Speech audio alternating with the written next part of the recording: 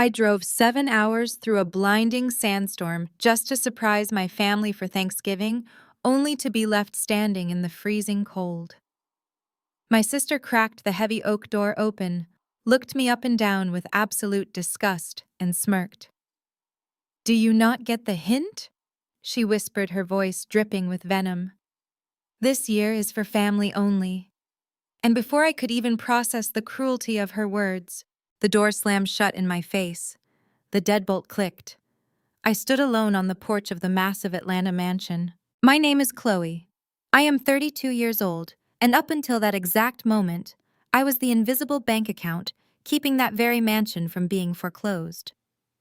Before I tell you exactly how I dismantled their fake billionaire lifestyle before the turkey was even cold, let me know what city you are watching from in the comments below. Hit like and subscribe if you have ever had to cut off toxic family members who mistook your generosity for weakness. I turned around and walked slowly back to my car.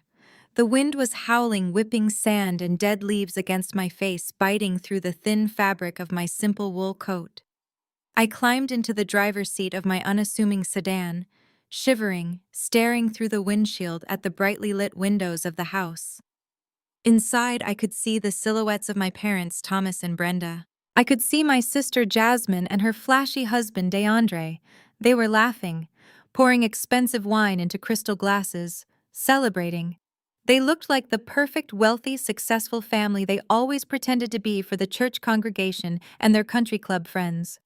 I gripped the steering wheel so hard my knuckles turned white. For years I had played the role of the quiet, unremarkable daughter. I worked in commercial real estate and managed private equity. I built a massive portfolio from nothing.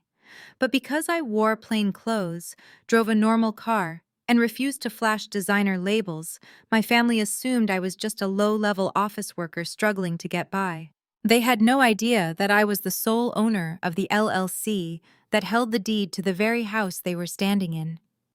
They had no idea that when they faced bankruptcy 5 years ago, I quietly bought the property and set up a blind trust to cover the mortgage so my parents could keep their precious social status. Suddenly, my phone buzzed in the cup holder. The sudden noise made me jump. I pulled the phone out expecting a weather alert about the storm.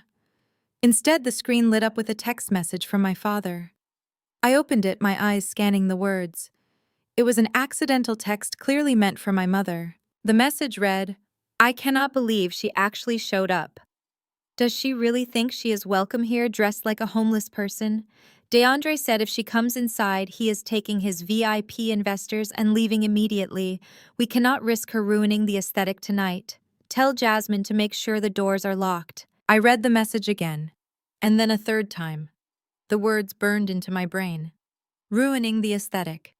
VIP investors. I stared at the glowing screen, waiting for the familiar sting of tears, waiting for the heartbreak that usually accompanied my family's rejection. But the tears never came. Instead, a profound, chilling clarity washed over me, the anxiety I had carried for years, the constant need to please them, the desperate hope that one day they would love me for who I was. All of it simply evaporated in the cold air of my car. They did not see me as family. They saw me as a stain on their carefully curated image. Jasmine was the golden child, the beautiful entrepreneur, running a high-end hair and aesthetics spa. DeAndre was the successful businessman driving leased luxury cars. My parents were the wealthy philanthropists. And I was just the embarrassing secret they had to hide when important people came over. I did not scream. I did not march up to the door and pound on the wood. I leaned back in my seat, the engine idling, the heater finally starting to blow warm air against my frozen hands. I opened my banking app. The blue interface loaded, displaying my private accounts, my investment portfolios, and the family trust account I managed. I navigated to the automated payments section. My finger hovered over the screen. For 5 years, I had quietly subsidized their illusion of grandeur. I paid the exorbitant mortgage on the Atlanta mansion so my parents could host their lavish parties. I paid the commercial lease for Jasmine's upscale spa because her business was constantly operating in the red. And I paid the monthly balance on a high-limit credit card that DeAndre used to rent his luxury vehicles and buy designer suits under the guise of it being a corporate expense account I had secured for him through my firm. I tapped the first payment, the mansion mortgage. A prompt appeared asking if I was sure I wanted to cancel this recurring transfer. I clicked confirm. I scrolled down to the next item, the commercial lease for the spa. Jasmine always bragged on social media about being a self-made boss, completely oblivious to the fact that her landlord was a holding company I controlled, and that I was the one covering her rent every single month when her revenue fell short. I tapped cancel, confirm. Finally, I found the credit card account, DeAndre's lifeline, the plastic he flashed at expensive steakhouses to impress his fake friends. I did not just cancel the automatic payment. I went into the card settings and reported the card as permanently disabled due to unauthorized use. The account locked instantly. I sat there in the dark, watching the storm rage outside. In less than 3 minutes, I had completely dismantled the financial foundation of my family's entire existence. I had cut the puppet strings. They were inside eating turkey, pouring wine, completely unaware that the floor had just fallen out from under them. They thought they were protecting their wealthy aesthetic from their poor, embarrassing relative. They had no idea they had just locked the bank out in the cold. I put my car in reverse, backed out of the long, sweeping driveway, and drove away into the night. I did not look back. I drove to a luxury hotel downtown, checked into a penthouse suite, ordered room service, and slept better than I had in my entire life. The storm passed overnight. The morning sun was bright and unforgiving. At exactly 7 in the morning, my phone began to vibrate on the nightstand. I reached over and picked it up. The screen was flooded with notifications. There were 70 missed calls, 50 from Jasmine, 15 from my father, and 5 from DeAndre. There were also 5 frantic voicemails. The illusion had shattered much faster than I anticipated. Black Friday had arrived, and with it the brutal reality of their empty bank accounts. I smiled, took a sip of my coffee, and pressed play on the first voicemail. "Chloe, pick up the phone right now." It was DeAndre. His voice was breathless, panicked, lacking all the smooth, arrogant bravado he usually paraded around in. "I am at the private terminal at Hartsfield-Jackson. I was trying to charter the jet for the investors to head down to Miami for the weekend, and the concierge is telling me the black card is locked." "Locked, Chloe.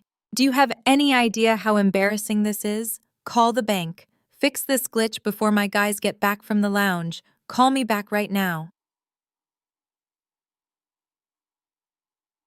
I took a slow, deliberate sip of my espresso.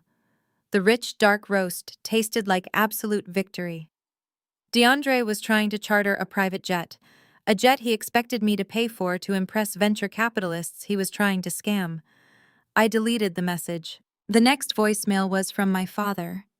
"Chloe, it is your father. I do not know what kind of tantrum you are throwing because you felt left out last night, but your mother went to the grocery store to pick up the catering order for the church gala this weekend, and her card was declined. The bank teller had the audacity to tell her the account was closed." Closed. "You need to stop this childish behavior immediately. Transfer the funds into the primary account within the hour. We have an image to maintain, and I will not have you ruining it because you are feeling sensitive. Call me." I laughed out loud. The sheer blinding entitlement was almost impressive. My father honestly believed that cutting off his access to my hard-earned money was a childish tantrum. He believed that my entire existence was meant to serve as a silent, invisible engine for his social climbing. I deleted that message too. There were 3 more voicemails, each one escalating in panic and anger. But before I could listen to the 4th, the phone vibrated in my hand. The screen flashed with an incoming call. It was Jasmine. I let it ring 3 times, savoring the moment before I finally swiped the green button and brought the phone to my ear. I did not say hello. "Chloe, what is wrong with you?" Jasmine shrieked. She did not sound panicked. She sounded furious, dripping with the kind of bratty indignation she had perfected since childhood. Through the receiver, I could hear the unmistakable ambient noise of a high-end luxury boutique. Soft classical music playing in the background. The hushed, polite murmurs of sales associates. The clinking of hangers on metal racks. Jasmine was in Buckhead, the most expensive shopping district in Atlanta, right in the middle of the Black Friday rush. I am standing at the register at Saks, Jasmine hissed, her voice trembling with rage. I have my entire bridal party here. We are trying to buy the matching Cartier bracelets for the bachelorette trip next month, and the cashier just told me my card is declined. Declined, Chloe. Do you have any idea how humiliating it is to have the machine beep in front of all my friends? What is going on with the trust account? I remained completely silent, letting her frantic energy burn through the line. Are you even listening to me? Jasmine demanded. You obviously forgot to do the monthly transfer. I told you last week that the spa was having a slow month and I needed you to pad the family maintenance account. You know I have the investor dinner with DeAndre tonight. I need this handled right now. Call your wealth manager or whatever you do and push the money through. The cashier is staring at me, and Tiffany is asking if I need to borrow her card. I am literally shaking. I did not forget anything, I said quietly. My voice was calm, steady, and completely devoid of emotion. The contrast against her screeching was stark. Then why is the card declining? She snapped. Just fix it. Text me when the funds clear so I can run this again. The card is declining because the account is closed, Jasmine, I said. And the trust account you keep referring to, the one you think magically replenishes itself every 30 days, does not exist anymore. I liquidated it last night at 11:45. There was a heavy, suffocating silence on the other end of the line. I could almost hear the gears grinding in her head as she tried to comprehend the words I was saying. For her entire life, money was just a concept. It was something that simply appeared whenever she wanted it, provided by a sister she openly despised. She had zero understanding of financial mechanics, equity, or consequences. What do you mean you liquidated it? Jasmine asked, her voice dropping to a harsh whisper. The anger was suddenly replaced by a creeping, icy panic.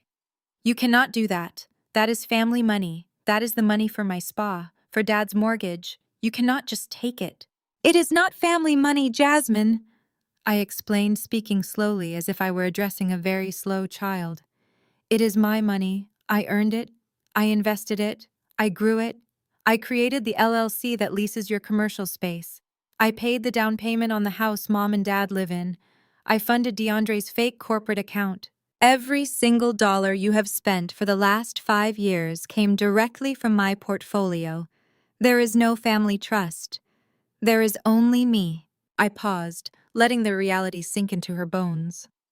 I could hear the faint voice of a sales associate in the background, asking if everything was all right with the payment. You are lying, Jasmine stammered, though the conviction had completely left her voice. You are just doing this to punish us for last night. Look, I am sorry about Thanksgiving, okay? I was stressed. DeAndre had important people coming over, and you always dress so frumpy, and we just needed everything to look perfect. It was nothing personal. Just turn the cards back on Chloe, please. I have thousands of dollars of merchandise sitting on this counter, and everyone is watching me. See, Tati, see. Her apology was worse than the insult. She was not sorry for locking me out in a freezing sandstorm. She was sorry she had been caught at a luxury checkout counter without my wallet to back up her lies. She still thought this was just a temporary disagreement, a sibling rivalry that could be fixed with a fake apology and a fresh wire transfer. It was very personal, Jasmine, I said softly. I stood up from the hotel bed and walked over to the floor-to-ceiling windows looking out over the Atlanta skyline. I could see the exact high-rise building where my investment firm was headquartered. I owned a floor of that building. You stood on the porch of a house I pay for, and you looked me in the eyes and you told me I was not family. You told me the house was for family only. Chloe, please, Jasmine begged, her voice cracking. The reality was finally hitting her. She was stranded in Buckhead, surrounded by wealthy friends she had lied to, holding a useless piece of plastic. I am simply respecting your boundaries, I continued, my tone hardening into steel. You wanted a family-only holiday, you got it. But you need to understand how the real world works. You do not get to bite the hand that feeds you and then demand a second course. What am I supposed to tell the cashier? Jasmine sobbed. It was a pathetic sound, the golden child completely stripped of her armor. I do not care what you tell the cashier, I replied, but you should probably figure out how you are going to pay the commercial lease on your spa on Monday, because I canceled that automatic payment too. You canceled my lease, she screamed. The sound tearing through the phone. My business will go under, they will evict me. That sounds like a problem for a self-made boss, I said. I took a deep breath, feeling a weight lift off my chest that I had been carrying for 3 decades. The script had officially flipped. I was no longer the victim of their cruelty. I was the architect of their reality check. I leaned into the phone, making sure my final words were crystal clear. I wanted them to echo in her head every time she looked at her empty bank account. Other people's money cannot buy things for family only, I said. Without waiting for her to respond, without listening to another second of her panicked sobbing, I pulled the phone away from my ear and pressed the red button. I hung up. I left her stranded at the register in Saks Fifth Avenue, surrounded by her fake friends holding a declined card and facing the absolute destruction of her entire fabricated life. I placed the phone gently on the nightstand, walked into the marble bathroom and turned on the shower. The day was just getting started. The hot water cascaded over my shoulders, washing away the lingering chill of the previous night. For the first time in my adult life, I felt completely weightless. The constant gnawing anxiety of keeping my family afloat, of managing their debts, of hiding my own success so they would not feel insecure was gone. I stepped out of the shower and wrapped myself in a thick white robe. My phone was silent now. I had activated the Do Not Disturb feature. Let them panic. Let them scramble. Let them realize that the foundation of their entire existence was built on my silent suffering. I ordered breakfast from room service. A massive plate of eggs, bacon, and fresh fruit. I sat by the window, eating slowly, watching the city wake up below me. Somewhere out there, DeAndre was failing to secure his private jet. My father was failing to pay for his church catering. And Jasmine was desperately trying to explain to her wealthy friends why she suddenly could not afford a bracelet. They had pushed me away for years, thinking I was weak. They mistook my silence for submission. They mistook my financial support for an obligation. They were about to learn that my generosity was a privilege, and they had just permanently lost their access pass. I opened my laptop and pulled up my secure email client. I had a message waiting for me from my wealth manager confirming that all requested accounts had been successfully frozen and liquidated. The funds were safely moved into a private holding account under my sole name. The next step was legally securing the assets they were currently occupying. I typed out a quick message to my attorney, asking him to prepare the necessary documents for Monday morning. The foreclosure process on the mansion would take a little time, but the eviction notice for the spa could be served immediately. I closed the laptop, a genuine smile spreading across my face. The storm had passed, and the wreckage they left behind was entirely their own. I had barely closed my laptop when the silence of the hotel room was broken by a soft ringtone. I glanced at my phone resting on the nightstand. The caller ID displayed Aunt Maxine. My hand hesitated for a fraction of a second before I picked it up. Maxine was my mother's older sister, and she was the only person in that entire bloodline who possessed a shred of integrity. She was also the only person who knew the absolute truth about my financial situation and the lengths I had gone to in order to keep my parents from drowning. I swiped the screen and answered. "Hey, Auntie," I said, keeping my voice gentle. "Chloe." "Thank God you picked up," Maxine whispered. Her voice was raspy, tight with anxiety, and I could hear the faint sound of a television playing in the background. "I am so sorry about last night. I am so incredibly sorry. If I had known what they were going to do when you pulled into the driveway, I would have walked out that front door and driven away with you." "I know you would have, Auntie," I replied. "It is okay. I am fine. I am actually more than fine. You do not need to put on a brave face for me, baby," she said. "I saw you standing out there in that storm. I saw Jasmine lock the door on you. I gave your mother a piece of my mind, packed up my pie, and left right after. I have been up all night sick to my stomach over it. But you need to know why they did it. You need to know what was actually happening inside that house." I leaned back against the plush headboard of the hotel bed, crossing my legs. "I am listening," I said. Maxine took a deep breath. That dinner was not a family Thanksgiving. It was a theatrical production. DeAndre had invited a man named Marcus Sterling. He is a major venture capitalist from New York. Apparently, DeAndre has been trying to get a $5 million investment from him to launch some kind of luxury wellness franchise. He needed Sterling to believe he was already operating at a billionaire level. I let out a dry, humorless laugh. So they used my house as their movie set. Exactly. Maxine spat, her tone dripping with disgust. DeAndre walked that man through the foyer, pointing at the vaulted ceilings, bragging about how he imported the timber from Italy. He poured $500 bottles of wine and talked about his vast real estate portfolio. And Jasmine was right next to him, wearing a gown that looked like it belonged on a red carpet. She sat across from Mr. Sterling and looked him dead in the eye, taking full credit for the spa. She told him she bootstrapped the entire operation herself. She talked about her vision, her hard work, and her relentless grind. My grip on the phone tightened slightly. Jasmine had not worked a full 40-hour week in her entire life. When the spa was struggling to make payroll last year, she spent 2 weeks in Tulum on vacation, while I wired funds to keep her employees from quitting. I almost choked on my mashed potatoes, Maxine continued. I sat there watching them spin these ridiculous, extravagant lies. And your parents just nodded along. Thomas was puffing out his chest, acting like the proud patriarch of an empire. Brenda was playing the perfect society hostess. They were serving up this fantasy of the ultimate self-made wealthy family. And then I showed up, I said quietly. Maxine sighed heavily.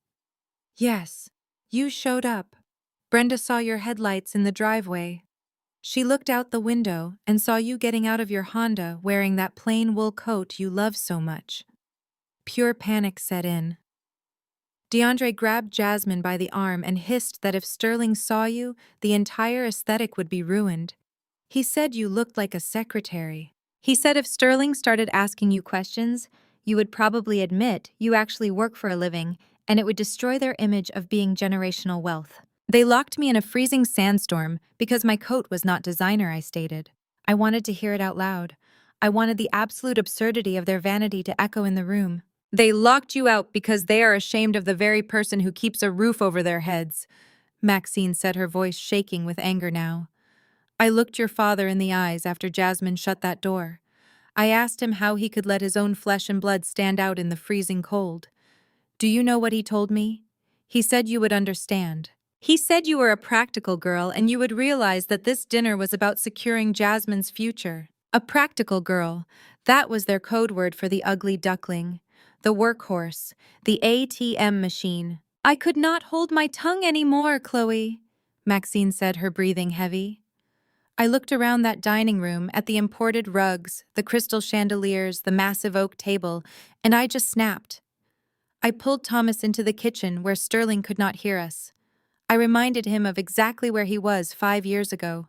I reminded him of the tears he cried in my living room when the IRS was auditing him and his bank accounts were overdrawn by $50,000. 5 years ago, my father had made a series of catastrophic, arrogant investments in a failing logistics company.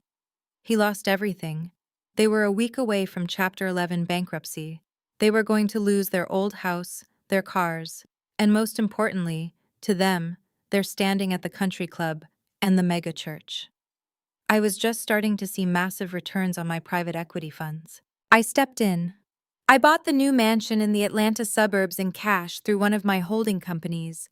I set up a blind trust to handle the property taxes and utilities. I let my father tell his friends that he had simply upgraded his lifestyle. I let him put his name on the mailbox. I saved his life, and I let him keep his pride. He told me to lower my voice, Maxine recounted, sounding utterly exhausted. He actually shushed me. He said the past was the past, and that God had blessed him with a new season of abundance. I told him God did not buy this house, his neglected daughter did. I told him he was a fraud. I grabbed my coat and I walked out the back door. Chloe, you should have let them sink 5 years ago. You should have let them lose it all. They never learned their lesson. They just used your money to build a taller pedestal to look down on you from. They are off the pedestal now, Auntie, I said, my voice smooth and calm. What do you mean, Maxine asked, pausing her tirade. I watched them celebrating through the window last night, I explained. I read a text message Dad sent me by accident, complaining about my lack of style and how I was going to ruin their aesthetic. So I sat in my car, opened my banking app, and I canceled everything. I canceled the automated payment for the mansion. I canceled the commercial lease payment for Jasmine's spa. And I permanently locked DeAndre's black card. The silence on the line was profound. For a long moment, the only sound was the distant hum of the Atlanta traffic outside my hotel window. "You cut them off!" Maxine finally whispered, a tone of absolute awe creeping into her voice. "Completely," I confirmed. Jasmine just called me screaming from Saks Fifth Avenue because her card was declined at the register in front of her friends. DeAndre left me a voicemail panicking because he cannot charter a private jet for his investor friends. And Dad is furious because the bank rejected his catering order for the church gala. They are currently drowning, and they do not even realize the water is rising. Maxine let out a sudden sharp bark of laughter. It was a joyous, vindicated sound. "Oh, my lord," she gasped. "Chloe, they are going to lose their minds." DeAndre is desperate. He told Sterling last night that he would provide full proof of assets by Monday morning to secure the $5 million investment. He needs the deed to the house and the ownership papers for the spa to prove his net worth. I smiled, looking at the city skyline. DeAndre does not have the deed to the house, and Jasmine does not own the spa. I do. "They are going to come after you, Chloe," Maxine warned, though she still sounded gleeful. "Once they realize they cannot just bully you into turning the money back on, they are going to get vicious. Your mother will play the victim to anyone who will listen, and your father will try to intimidate you. DeAndre is a cornered animal right now. He needs that venture capital money because I suspect he owes a lot of dangerous people around town. He plays rich, but he is swimming in debt." "Let them come," I said calmly. "I have spent my entire adult life building ironclad legal fortresses. Let them try to break down my walls." I am meeting with my corporate attorney on Monday morning. We are filing the foreclosure notice on the mansion, and I am issuing a 3-day pay or quit eviction notice to the spa. Maxine let out a long, slow breath. "I am proud of you, baby. I really am. It breaks my heart that it had to come to this, but you cannot set yourself on fire to keep those people warm anymore. They deserve every single bit of reality that is about to hit them." "Thank you, Auntie," I said. "Just do me a favor. Do not tell them you spoke to me. Let them stay completely in the dark. Let them scramble." "My lips are sealed," Maxine promised. "You stay strong, Chloe. Call me if you need anything at all." I ended the call and tossed the phone onto the bed. The missing puzzle pieces had just fallen perfectly into place. The cruelty of last night was not just casual arrogance. It was a calculated, desperate move by a group of frauds trying to secure a $5 million payday from a New York investor. DeAndre had built a house of cards using my actual assets as his fake collateral. He needed to show Mr. Sterling the paperwork by Monday. But by Monday, the only paperwork DeAndre and my family would be receiving were legal notices stripping them of everything they claimed to own. They had locked me out to protect their aesthetic. I was going to lock them out of their entire lives. I let the phone sit on the nightstand for another hour, savoring the profound silence of my hotel suite. I ordered a second cup of coffee and watched the morning news, feeling completely detached from the chaos I knew was unfolding across the city. Finally, at exactly 9 in the morning, the screen lit up with a FaceTime audio call. The caller ID showed my father's name. I knew my mother would be hovering right next to him. They always hunted as a pair when they wanted to intimidate me. I took a deep breath, swiped the green icon, and put the phone on speaker, setting it gently on the glass coffee table. "Hello," I said. My voice was entirely neutral. "Chloe, what on earth is wrong with you?" My mother's voice pierced through the speaker, sharp and immediately accusatory. There was no hesitation, no soft greeting, and absolutely no apology for leaving me out in a freezing sandstorm the night before. "Are you out of your mind? Have you completely lost your grip on reality?" "Good morning, Mom," I replied calmly. "Do not good morning me," she snapped. Her breath was hitching, a classic tactic she used to simulate distress when she was actually just furious. Jasmine is having a complete mental breakdown in the middle of a department store. DeAndre is pacing the floor, threatening to punch a hole in the wall. And your father just had his card declined at the caterer. You are throwing a childish, malicious temper tantrum and it stops right now. I took a sip of my coffee. I am not throwing a tantrum, Mom. I am simply restructuring my finances. Since I am not considered family, I decided I should no longer be funding the family lifestyle. It seemed like a very logical business decision. Oh, listen to you, my mother sneered. Her voice dripped with condescension. You think you are so smart. You think because you manage some little portfolios, you can play God with our lives. Let me tell you exactly what this is, Chloe. This is jealousy. Pure, bitter jealousy. I raised an eyebrow, though they could not see me. Jealousy. Yes, jealousy, she spat. You have always been insanely jealous of your sister. Jasmine has everything you do not. She has a handsome husband, she runs a successful high-end spa. She is beautiful, she is social, and she is building a legacy. And what do you have? You sit alone in your little apartment wearing your cheap clothes, working yourself to the bone with nothing to show for it. You saw her shining last night hosting that important investor, and you just could not handle it. You had to try and ruin her big moment because you are miserable. The sheer audacity of her delusion was almost breathtaking. She was defending Jasmine's fake empire, completely ignoring the fact that I was the one who bought the bricks, paid the staff, and kept the lights on. She truly believed the illusion they had created. Or perhaps she just needed to believe it to justify her blatant favoritism. Mom, Jasmine does not run a successful spa, I said, keeping my tone perfectly level. Jasmine runs a deficit. I cover her losses every single month. DeAndre is not a successful businessman. He is a fraud leasing cars on my credit. Stop lying. My father's voice boomed through the speaker, cutting off my mother. He had clearly snatched the phone. I will not sit here and listen to you slander your sister and your brother-in-law just because you are feeling vindictive. I am not slandering anyone, Dad, I replied. I am stating financial facts.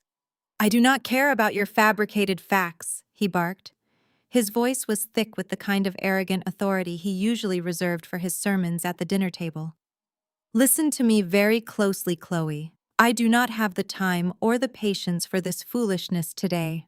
We have the annual charity gala at the church this Sunday. Pastor Jenkins has reserved the VIP table for us right at the front. I knew exactly what gala he was talking about.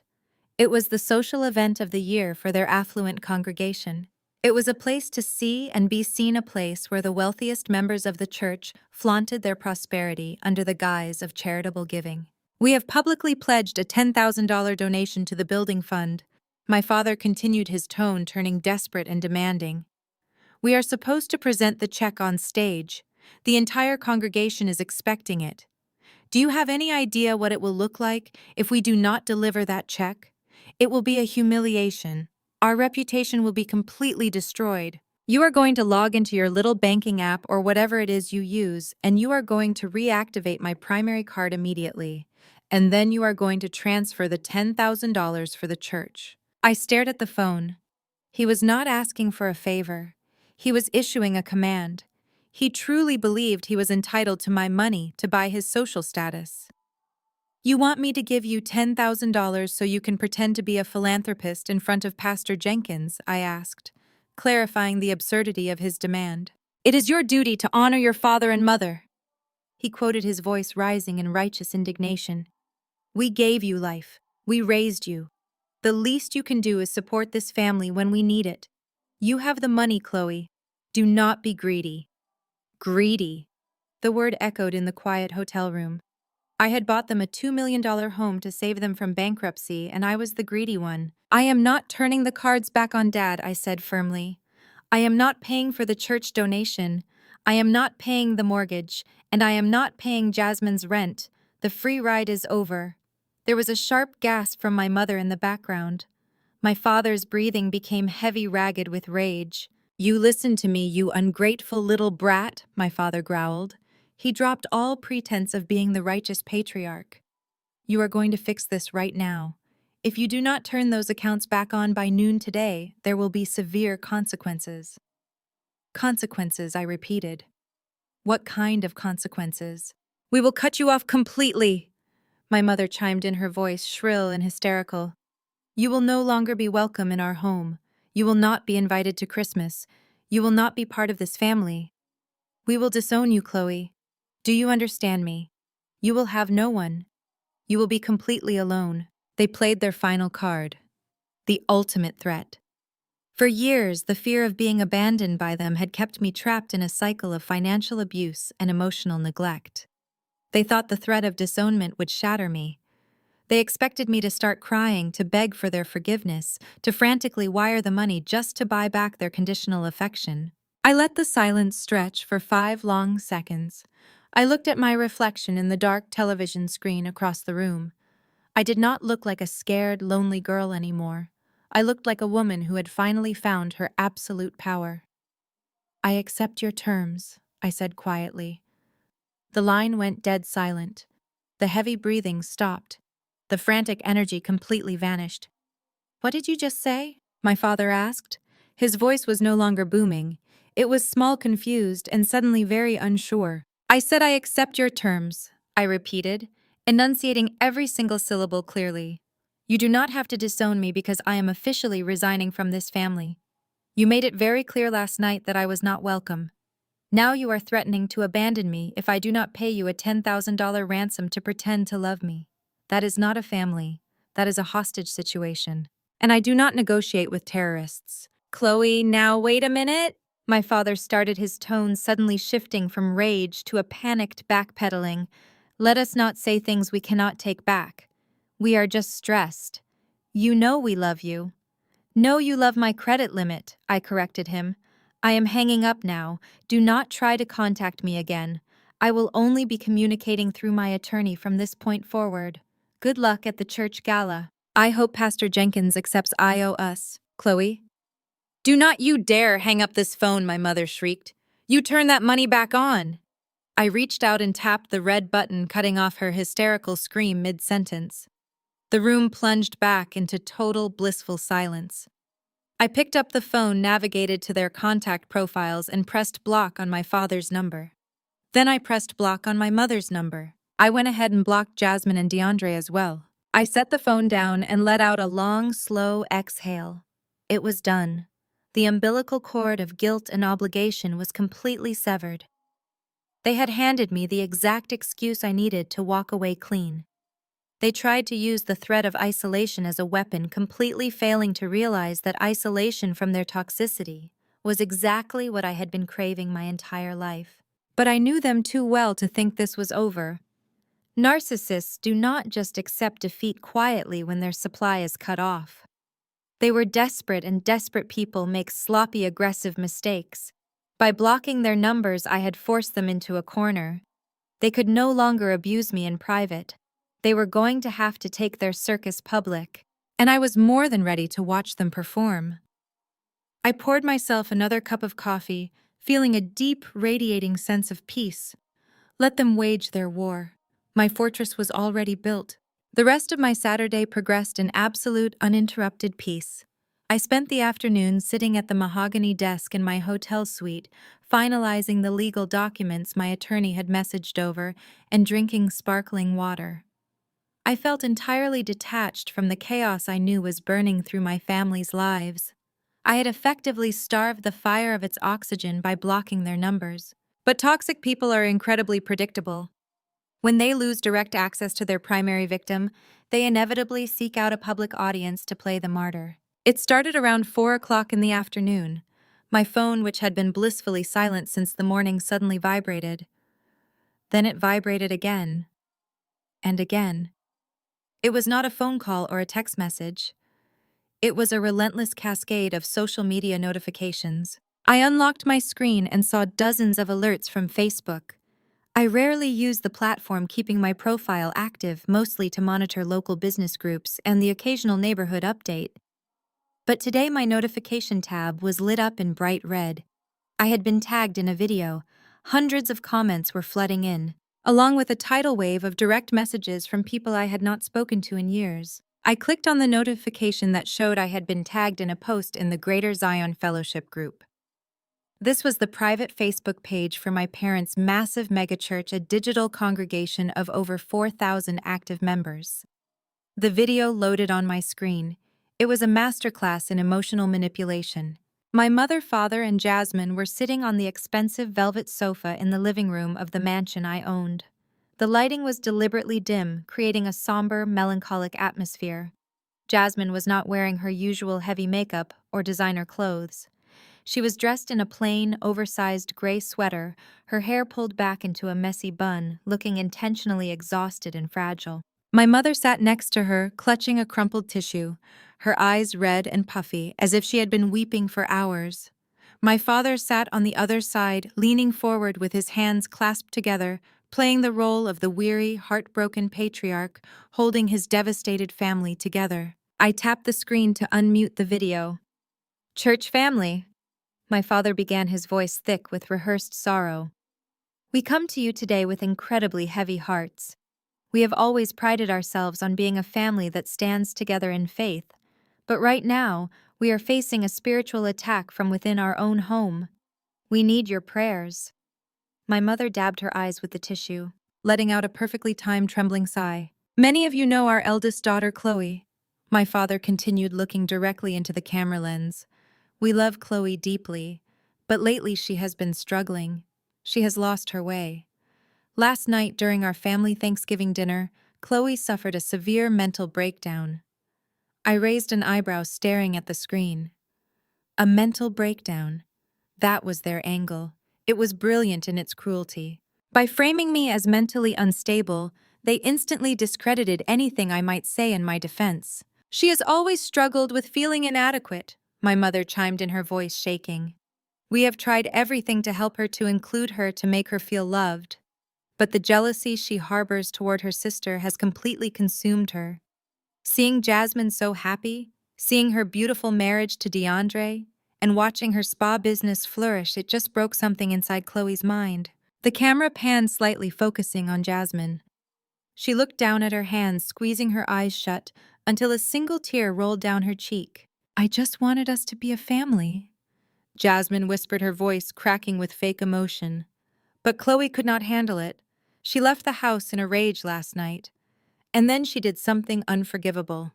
Because of her job in finance, she had access to some of our personal information. In her manic state, she somehow hacked into DeAndre's corporate accounts. She stole his financial data and managed to freeze his banking access. She even targeted my spa, trying to disrupt my commercial lease payments out of pure spite. I let out a sharp breath. The audacity of the lie was staggering.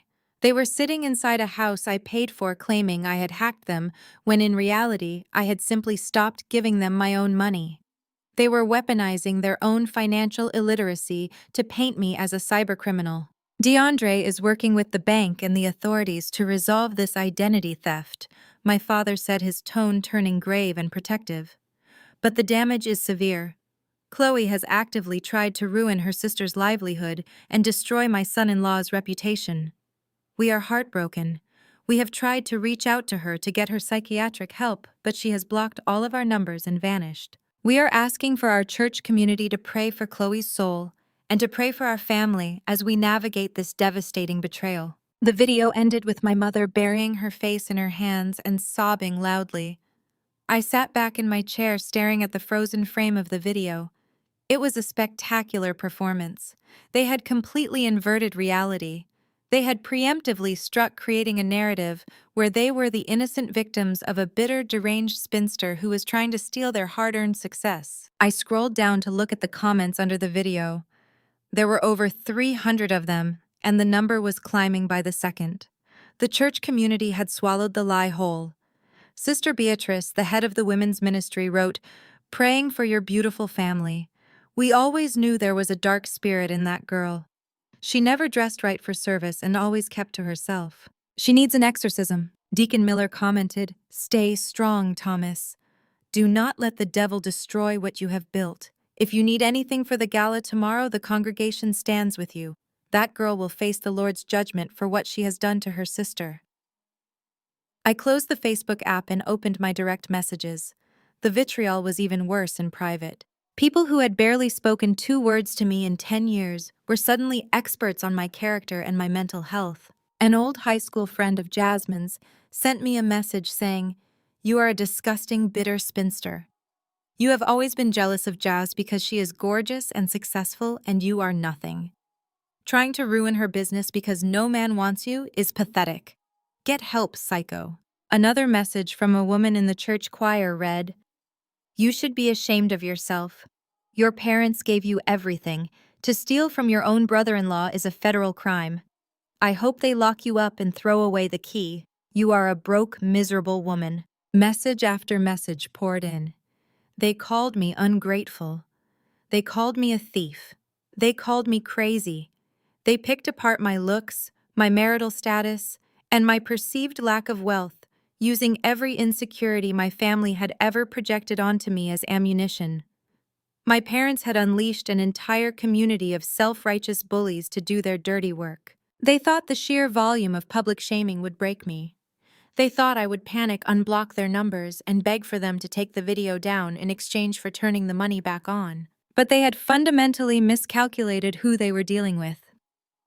I did not feel a single ounce of shame. I did not feel the urge to cry, and I certainly did not feel the need to jump into the comment section to defend myself. Getting into a mudslinging contest on Facebook with a bunch of hypocritical churchgoers was a waste of my energy. Instead, I looked at the situation through the cold, calculating lens of a private equity manager. What my family had just done was not just mean, it was highly actionable. They had publicly accused me of a federal crime.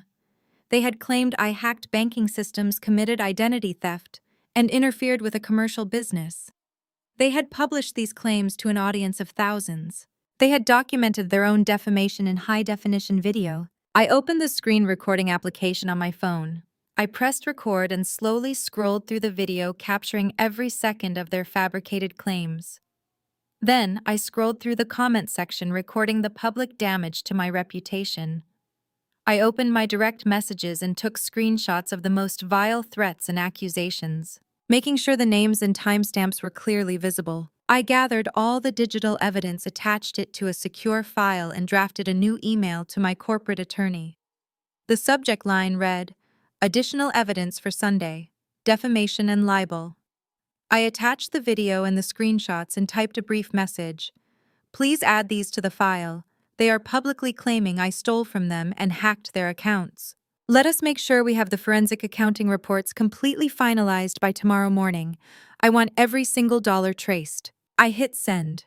I set the phone face down on the desk. Let them have their Saturday. Let them soak in the sympathy of the congregation. Let Jasmine read the comments praising her bravery.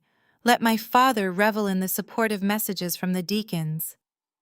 They were digging their own grave in the public eye, shoveling the dirt as fast as they could, completely unaware that I was standing right behind them with the headstone. They wanted a public spectacle. They wanted the entire church community to be involved in our family business. I smiled, looking out the hotel window at the darkening Atlanta sky. If they wanted the congregation involved, I was more than happy to oblige. Tomorrow was Sunday, and church was going to be an absolute revelation. My phone chimed, pulling my attention away from the darkening skyline. It was an incoming email to my secure corporate address. The subject line was written entirely in capital letters, accompanied by a high-importance flag. Urgent legal communication regarding tortious interference. I sat back down at the mahogany desk and opened the message. There was a PDF attachment titled "Cease and Desist." I clicked it, allowing the document to load on my screen. I expected to see the letterhead of a serious, high-powered Atlanta law firm. Instead, the logo at the top belonged to Leonard Higgins, attorney at law. I did a quick background search on the name. Leonard Higgins was a personal injury lawyer whose office was located in a strip mall right next to a discount laundromat and a vape shop. DeAndre was officially panicking.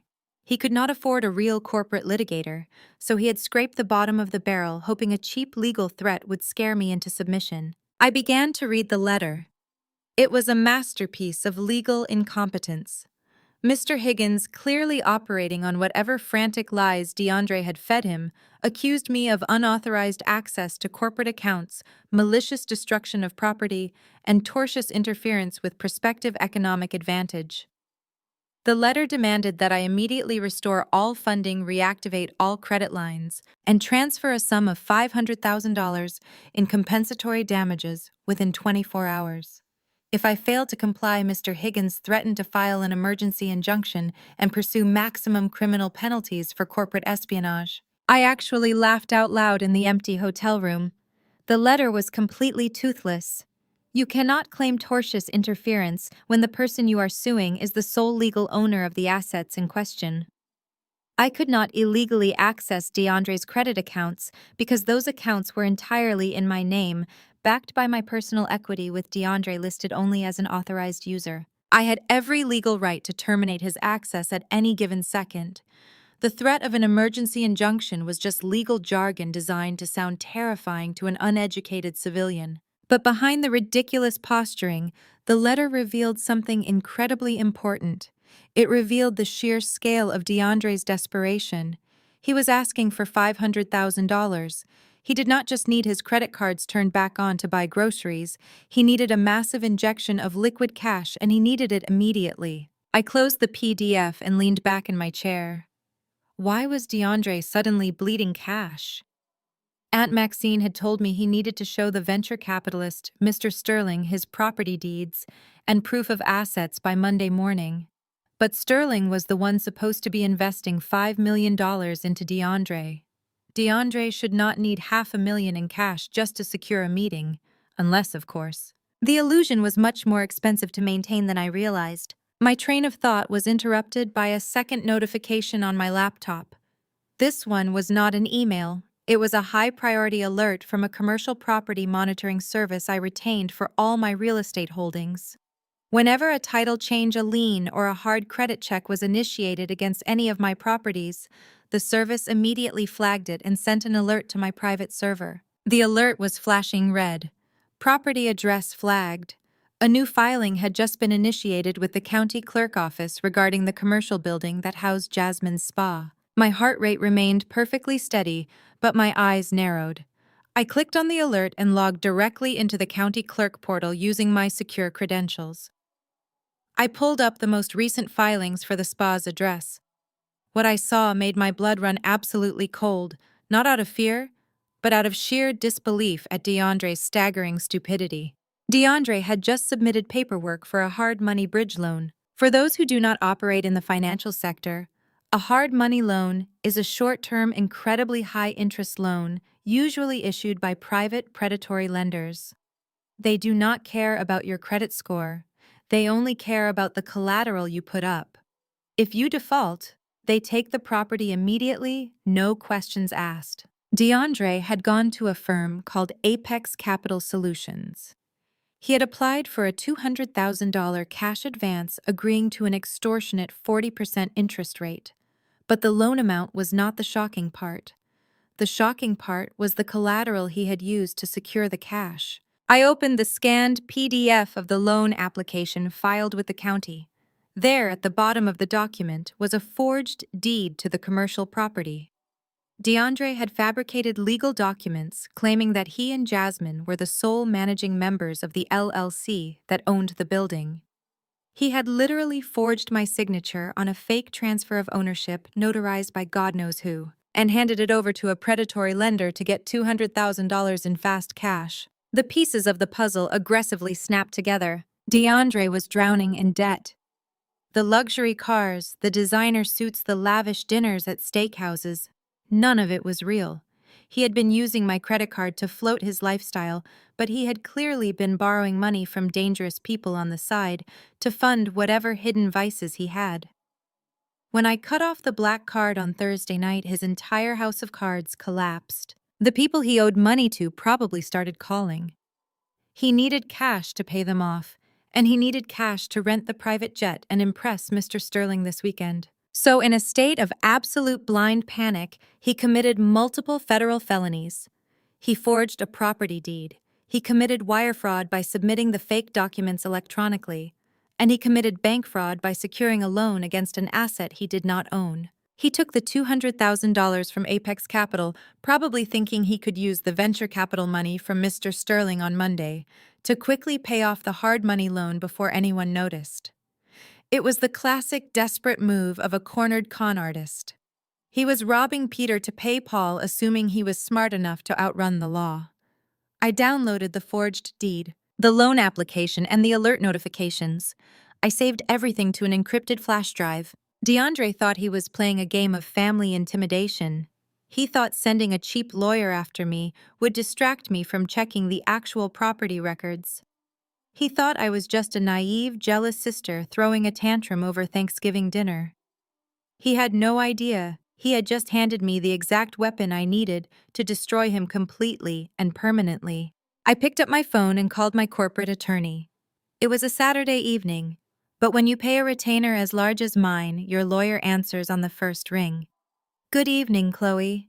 His deep, calm voice came through the speaker. "I received the defamation evidence you sent over earlier. I have added it to the file. We are completely prepared for Monday." "We have a massive change of plans," I said, keeping my voice low and precise. "Monday is too late. The timeline just accelerated. I need you to pull the county clerk filings for the commercial property on West Peachtree Street immediately." I heard the sound of a keyboard clacking on his end. "Give me 1 second. Okay, I am in. What am I looking for?" "Look at the filing submitted exactly 45 minutes ago by Apex Capital Solutions," I instructed. The line was quiet for a few moments as he read through the documents. Then I heard a sharp intake of breath. "Chloe, this is a forged deed." He listed himself as the primary equity holder. "He just leveraged your property for a $200,000 predatory loan."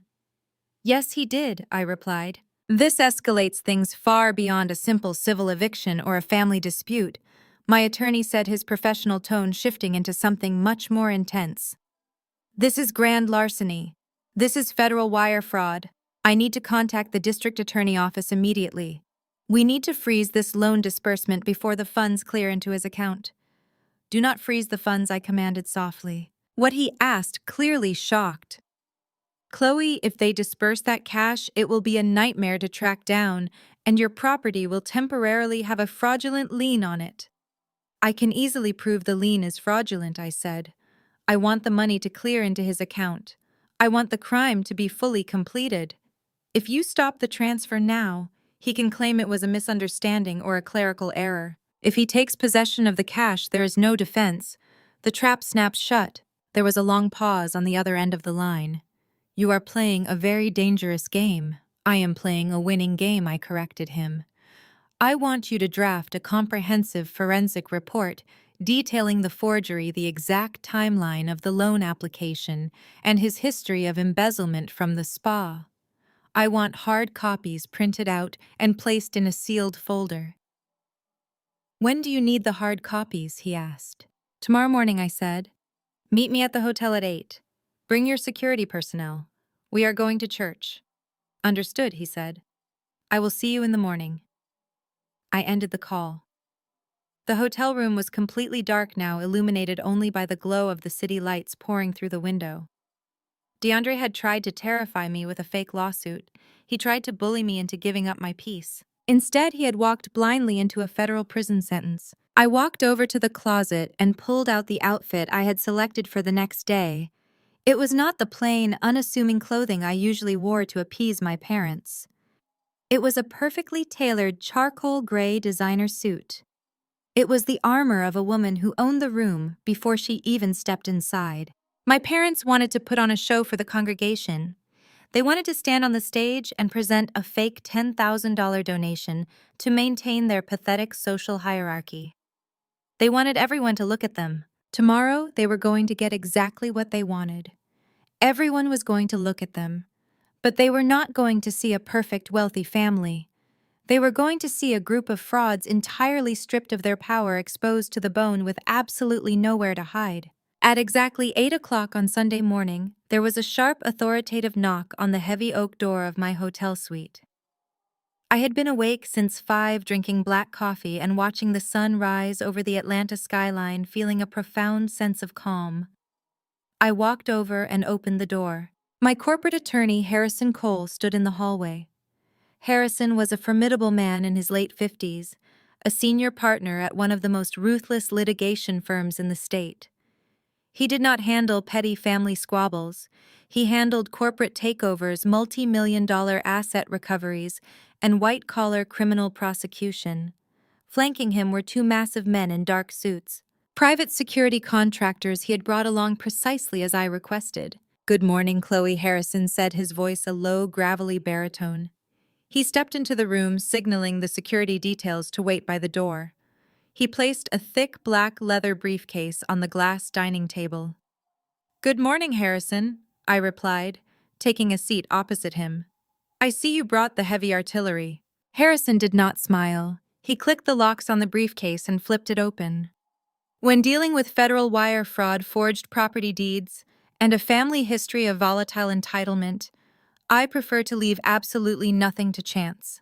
I have everything you requested finalized, certified, and ready for immediate deployment. He pulled out 3 distinct, heavily labeled manila folders and laid them flat on the glass surface. These folders contained the absolute destruction of my family's fabricated reality. We were not just going to embarrass them. We were going to legally annihilate their ability to ever use my assets again. "Let us review the operating agreements first," I said, pointing to the thickest folder on the left. Harrison opened it, sliding a stack of notarized documents toward me. "This is the Master Operating Agreement for Zenith Aesthetics, LLC, the holding company that owns your sister's spa. As you know, the documents clearly establish you as the sole managing member with 100% equity. Jasmine is classified purely as an at-will salaried employee acting as the daily operations manager. She holds 0 ownership stakes, 0 voting rights, and 0 claim to the commercial lease." I traced my finger over the signature lines. For 5 years, Jasmine had paraded around Atlanta telling anyone who would listen that she was a self-made mogul. She printed business cards calling herself the founder and CEO. She did interviews with local lifestyle blogs about the hardships of building an empire from the ground up. In reality, I had legally structured the company so that I could terminate her employment and seize control of the physical location at a moment's notice. "Because you canceled the automated lease payment on Thursday, the LLC is now officially in breach of its commercial lease agreement with the building management, which you also own through a separate holding company," Harrison explained, outlining the beautiful legal loophole I had created. This allowed me to legally issue a 3-day pay or quit eviction notice this morning. The notice was electronically served to the spa's official email address at exactly 7 a.m., and a physical copy was taped to the front glass doors of the business 10 minutes ago by a process server. "Jasmine has 72 hours to produce the back rent, which she cannot do because you froze her accounts, or the locks will be changed by the sheriff." "Perfect," I said softly. She wanted a business. Now she gets to experience the reality of business overhead. "Move on to the house." Harrison closed the first folder and opened the second. This contained the deed to the sprawling suburban mansion my parents were currently using to host their fake society dinners. 5 years ago, when your father was facing bankruptcy, he signed over full financial power of attorney to you, Harrison stated, tapping a piece of paper bearing my father's desperate scribbled signature. "He did this so you could secretly negotiate with his creditors and hide his financial collapse from his country club friends." What he conveniently forgot or simply failed to read was that the power of attorney agreement remained active indefinitely unless formally revoked in writing. He thought I was just his personal accountant. I noted a bitter smile crossing my lips. He thought I existed to balance his checkbook and make his problems disappear. "His ignorance is your ultimate leverage," Harrison said. "Because he never revoked the power of attorney, and because you purchased the new mansion entirely through your private trust, you are the sole legal owner of the property. Your parents are legally classified as month-to-month tenants paying 0 rent. However, you structured the deed to require a monthly maintenance fee to be paid from their personal accounts into the trust, a fee you have been secretly funding yourself. By cutting off their automated payments on Thursday, I forced them into default," I finished the thought. "Precisely," Harrison confirmed. "They missed the payment, Since they have no actual equity in the home, the trust has officially initiated foreclosure proceedings. The notice of default was filed electronically with the county clerk an hour ago. The public record now reflects that Thomas and Brenda are in default and facing imminent eviction from the property. Their wealthy facade is legally dead. I felt a cold wave of satisfaction wash over me. My parents had spent my entire life making me feel like I was taking up too much space in their perfect world. Now I was legally removing their space entirely. "Now for the main event," Harrison said, his tone shifting into something significantly darker. He opened the third folder. This was the folder containing the forensic accounting report on DeAndre alongside the hard evidence of his federal crimes. Harrison laid out the forged deed I had discovered the night before. "This is the fraudulent collateral DeAndre submitted to Apex Capital Solutions to secure his $200,000 hard money loan. I had my team run a deep background check on Apex Capital this morning.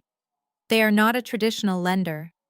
They are a shadow banking firm known for aggressive, often violent asset recovery. They do not send polite letters when you default. They send men with crowbars to seize the property. DeAndre borrowed money from sharks, I observed, looking at the forged signature on the document. He used my property as bait. And the trap has officially snapped shut," Harrison replied grimly. "I verified the wire transfer an hour ago.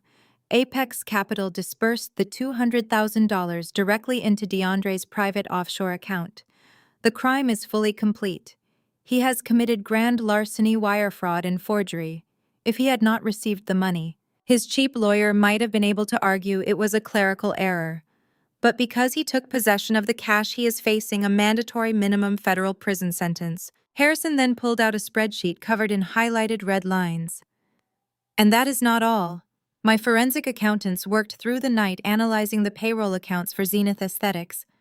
DeAndre has been treating your sister's spa as his personal piggy bank over the last 14 months. He has systematically embezzled over $120,000 from the corporate operating fund. He routed the money through a series of fake vendor invoices for spa equipment that was never delivered." "Where did the money go?" I asked, my eyes scanning the endless rows of fraudulent transactions.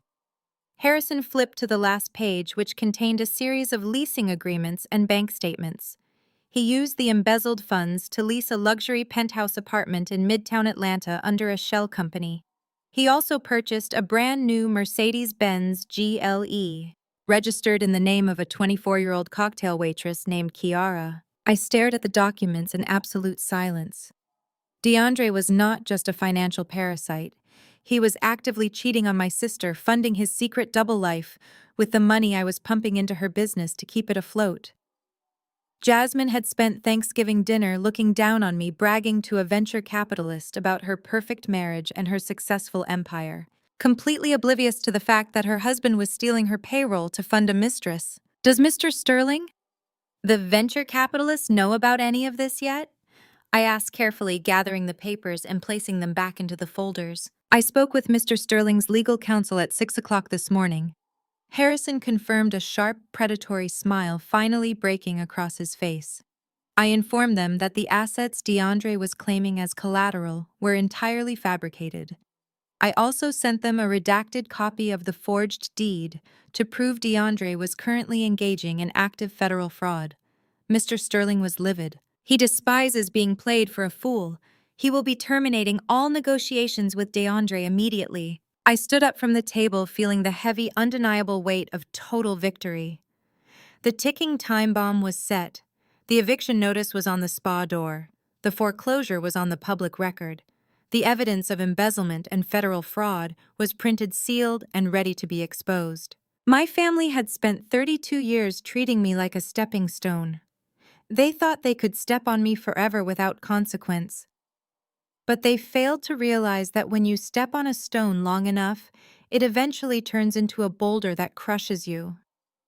"Pack it up, Harrison," I said, smoothing down the front of my tailored gray suit. "The service starts at 10.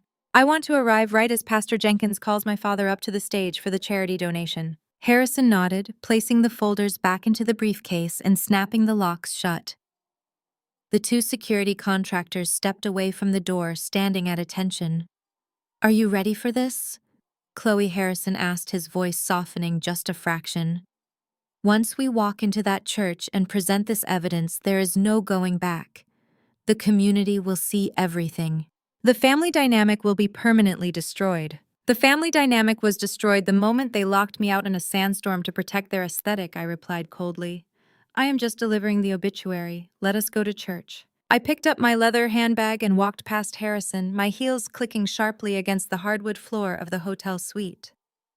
The two security guards opened the door for me, their massive frames creating an impenetrable wall between me and anyone who might try to intervene today. We walked down the silent carpeted hallway toward the elevators. With every step I took, the remnants of the scared, invisible girl I used to be were left further and further behind. By the time the elevator doors opened to the lobby, I was no longer Chloe the outcast. I was the landlord, the creditor, and the executioner, and I was on my way to collect exactly what I was owed. The drive from the hotel to Greater Zion Fellowship took exactly 20 minutes. I sat in the back of the blacked-out SUV Harrison had arranged, watching the Sunday morning traffic glide by. The sky was a brilliant, cloudless blue, a stark contrast to the heavy, oppressive atmosphere that usually accompanied my family interactions. But today I felt nothing but a sharp clinical focus. Greater Zion Fellowship was not just a church. It was a massive, sprawling complex of wealth and social signaling. The parking lot was filled with luxury vehicles, a sea of Mercedes, BMWs, and Range Rovers reflecting the morning sun. As my driver pulled up to the main entrance, I could see the congregants flowing up the grand stone steps dressed in their Sunday best. This was a place where faith was measured by the size of your hat and the label on your suit. Harrison stepped out first, adjusting his suit jacket. The two security contractors exited the front doors immediately, taking up positions on either side of me as I stepped onto the pavement. My charcoal gray suit fit flawlessly. I wore minimal jewelry, just a simple pair of diamond studs and my watch. It was the epitome of quiet luxury, a sharp departure from the loud, branded aesthetic my family desperately clung to. We walked up the steps, bypassing the greeting lines, and pushed through the heavy wooden double doors into the main foyer. The sanctuary was immense, capable of holding thousands of people. The choir was already on stage, their voices echoing off the vaulted ceilings, accompanied by a full live band. Giant high-definition screens flanked the pulpit, currently displaying the logo for the annual charity building fund. I paused at the back of the center aisle, letting my eyes adjust to the bright theatrical lighting. It only took me a few seconds to locate them. My family was seated in the VIP section, the velvet-roped pews directly in front of the stage reserved for the highest donors and the most prominent members of the church hierarchy. My father was wearing a tailored three-piece suit, sitting tall and proud, a look of absolute sanctimonious grace plastered on his face. Resting against the pew next to him was a massive, oversized novelty check made of thick foam board. The amount written in bold black marker was $10,000. My mother sat next to him wearing an extravagant wide-brimmed hat and a royal blue dress. She was nodding along to the music, her hands raised in performative worship. Jasmine was beside her, dressed in a stunning emerald green gown that looked entirely out of place for a Sunday morning service, but perfectly suited for a red carpet. And then there was DeAndre. He was wearing a sharp burgundy blazer, but even from the back of the sanctuary, I could see the tension in his shoulders. He was fidgeting, constantly checking his phone, completely unaware that his offshore bank account had just received a loan that was going to send him to federal prison. They looked like the perfect portrait of blessed prosperity. The entire congregation was looking at them with admiration and respect. They had successfully sold the lie. "Let us go," I said quietly to Harrison. We began our walk down the center aisle. At first, only the people in the back rows noticed us. But as we moved further down the aisle, the shift in the atmosphere became palpable. It started as a low murmur, a rustle of silk, and turning heads. The Facebook video my parents posted the day before had done its job. Nearly everyone in this room had seen it. They had read the comments. They had spent their Saturday gossiping about my supposed mental breakdown, my jealousy, and my criminal hacking. They expected to see a broken, hysterical woman dragging herself into the church to beg for forgiveness. They expected the villain of their weekend drama. Instead, they saw me, walking with the perfectly measured stride of an executive, flanked by a high-powered corporate litigator and two massive men with earpieces who looked like they belonged to a Secret Service detail. The murmurs turned into loud, confused whispers. People physically leaned out of their pews to stare. The illusion my parents had so carefully crafted was instantly disrupted by my sheer, undeniable presence. We were about halfway down the aisle when my mother finally turned around. I watched the exact moment her brain registered what she was seeing. The performative worship instantly dropped from her face. Her eyes widened in absolute unfiltered panic. She grabbed my father's arm, her perfectly manicured nails digging into his suit sleeve. My father turned and the color completely drained from his face. Jasmine and DeAndre followed their gaze for a split second. The four of them looked like deer caught in the headlights of a freight train. But narcissists possess a terrifying ability to adapt to an audience. They realized the entire congregation was watching this interaction. They could not look terrified. They could not look angry. They had to play the roles they had established in their tearful Facebook video. They had to be the loving, heartbroken, forgiving Christian family. My mother elbowed Jasmine sharply in the ribs. Instantly, Jasmine's face morphed into an expression of profound sorrow. She stood up, smoothing down her emerald gown, and rushed out of the VIP pew, stepping directly into the center aisle to block my path. My mother was right behind her, a fresh tissue suddenly appearing in her hand. Chloe Jasmine cried out, her voice pitched loud enough for the surrounding rows to hear. "Oh my God, you came. You actually came." She lunged forward, throwing her arms around my neck in a dramatic sweeping hug. My mother arrived a second later, wrapping her arms around both of us, creating a tight, suffocating circle of fake family affection. The congregation let out a collective sigh of approval. It looked like a beautiful, redemptive moment of reconciliation. But inside that tight embrace, where the microphones and the congregation could not hear, the reality was entirely different. Jasmine's hands gripped my shoulders like vice grips. Her face was pressed against my ear, her breath hot and frantic. "What the hell are you doing here?" she hissed, her voice a venomous whisper. "Who are these men? You need to leave right now before you ruin everything." My mother squeezed my waist, her voice equally vicious as she leaned into my other ear. "Turn the cards back on Chloe," she whispered rapidly. "Turn the money on right now and walk out those doors. If you leave quietly, we will tell Pastor Jenkins you are getting psychiatric help. We will forgive you. Do not embarrass us in front of these people." They were still trying to negotiate. They were still trying to use shame and social pressure to bend me to their will. They honestly thought they still had leverage. They thought the threat of public embarrassment would force me to retreat. I did not hug them back. I kept my arms perfectly straight at my sides, my posture rigid and unyielding. I waited for them to finish their frantic, whispered threats. "I am not here to be forgiven." "Mom," I whispered back, my voice completely devoid of warmth. "I am here to collect." I gave a slight, almost imperceptible nod to the security guard on my left. The contractor stepped forward. He did not shove them, but he used his massive frame to step smoothly between my mother Jasmine and myself. He placed a firm, immovable hand on Jasmine's arm and gently peeled her off me. The other guard did the same to my mother, establishing a solid physical barrier of 3 feet between us. "Ma'am, please step back," the guard said to Jasmine, his voice polite but carrying an undertone of absolute authority that brooked no argument. Jasmine stumbled back a step, looking completely bewildered.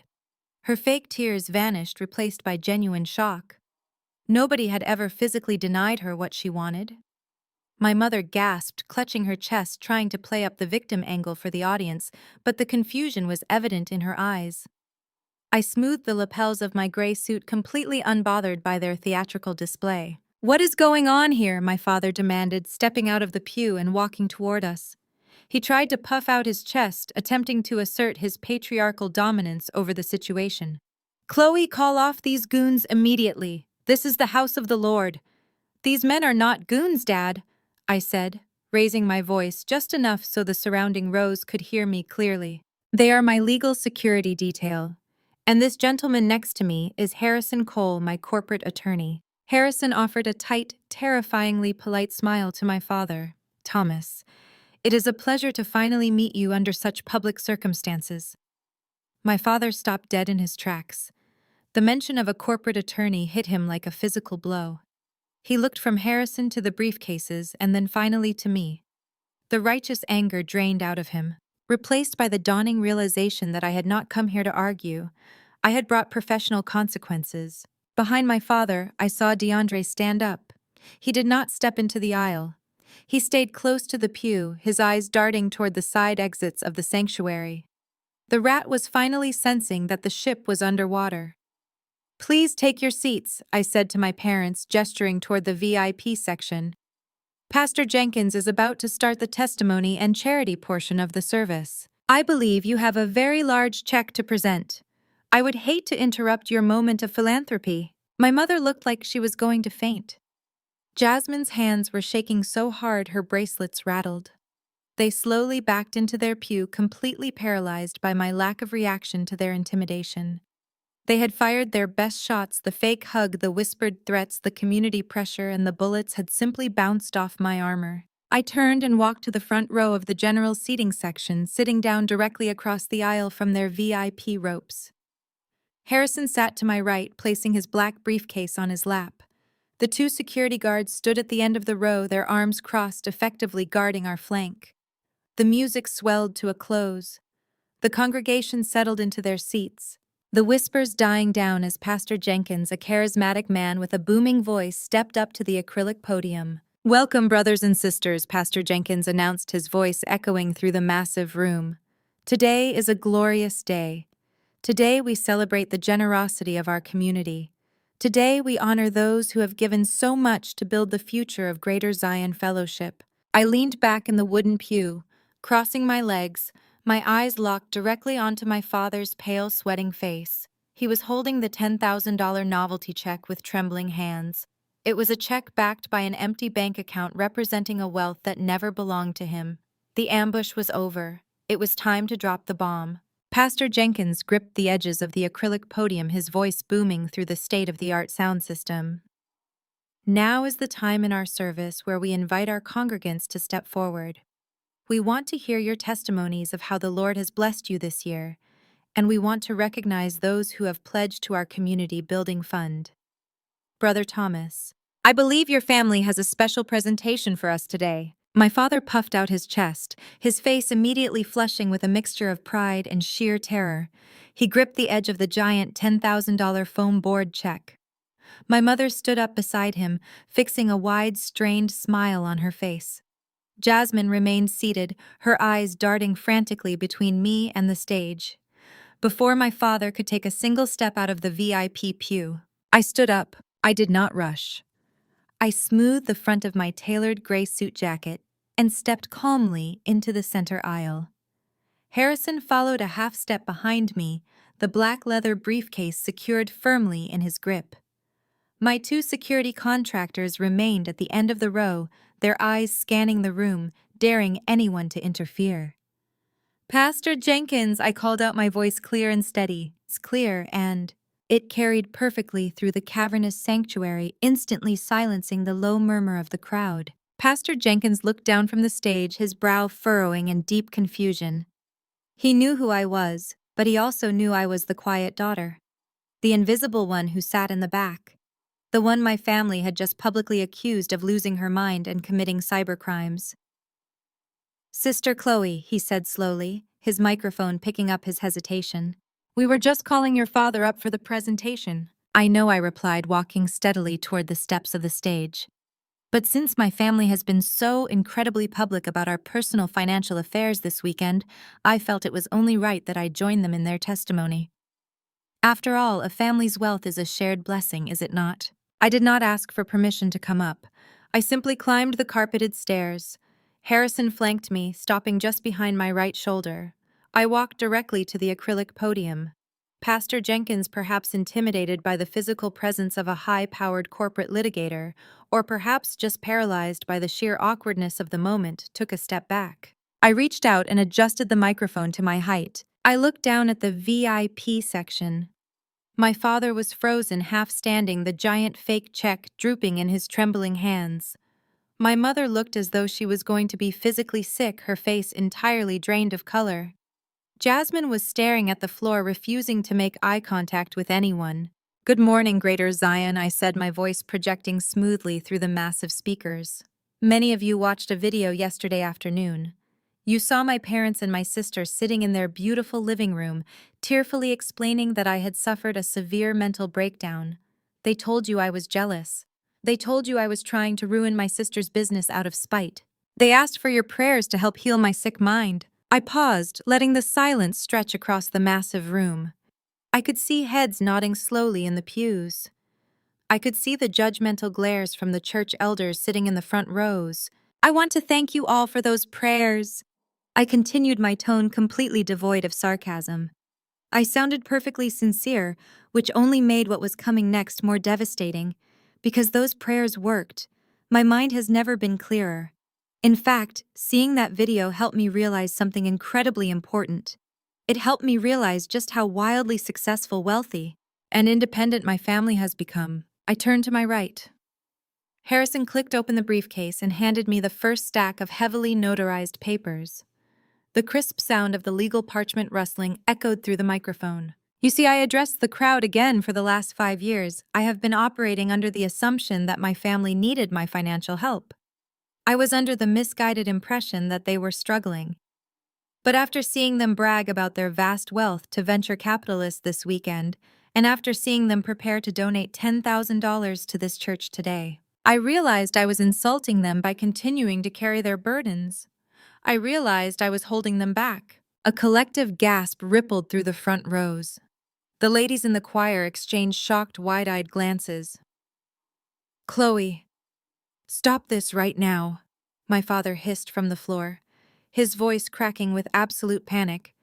He dropped the foam check. It hit the carpeted floor with a dull, hollow thud. I ignored him completely. I turned to Pastor Jenkins and handed him the thick stack of papers. "Pastor, you are a man of the truth. I would like you to verify what you are looking at for the congregation." Pastor Jenkins hesitantly took the documents. He pulled his reading glasses out of his pocket and slid them onto his face. His eyes darted across the bold legal print. "That is the deed to the mansion my parents currently reside in," I explained, looking out over the sea of faces. 5 years ago, my father made some terrible investments. He was days away from total Chapter 11 bankruptcy. To save them the embarrassment of losing their social status in this very church, I purchased their current home in cash through my private commercial trust. I have been paying the property taxes, the utilities, and the maintenance fees ever since.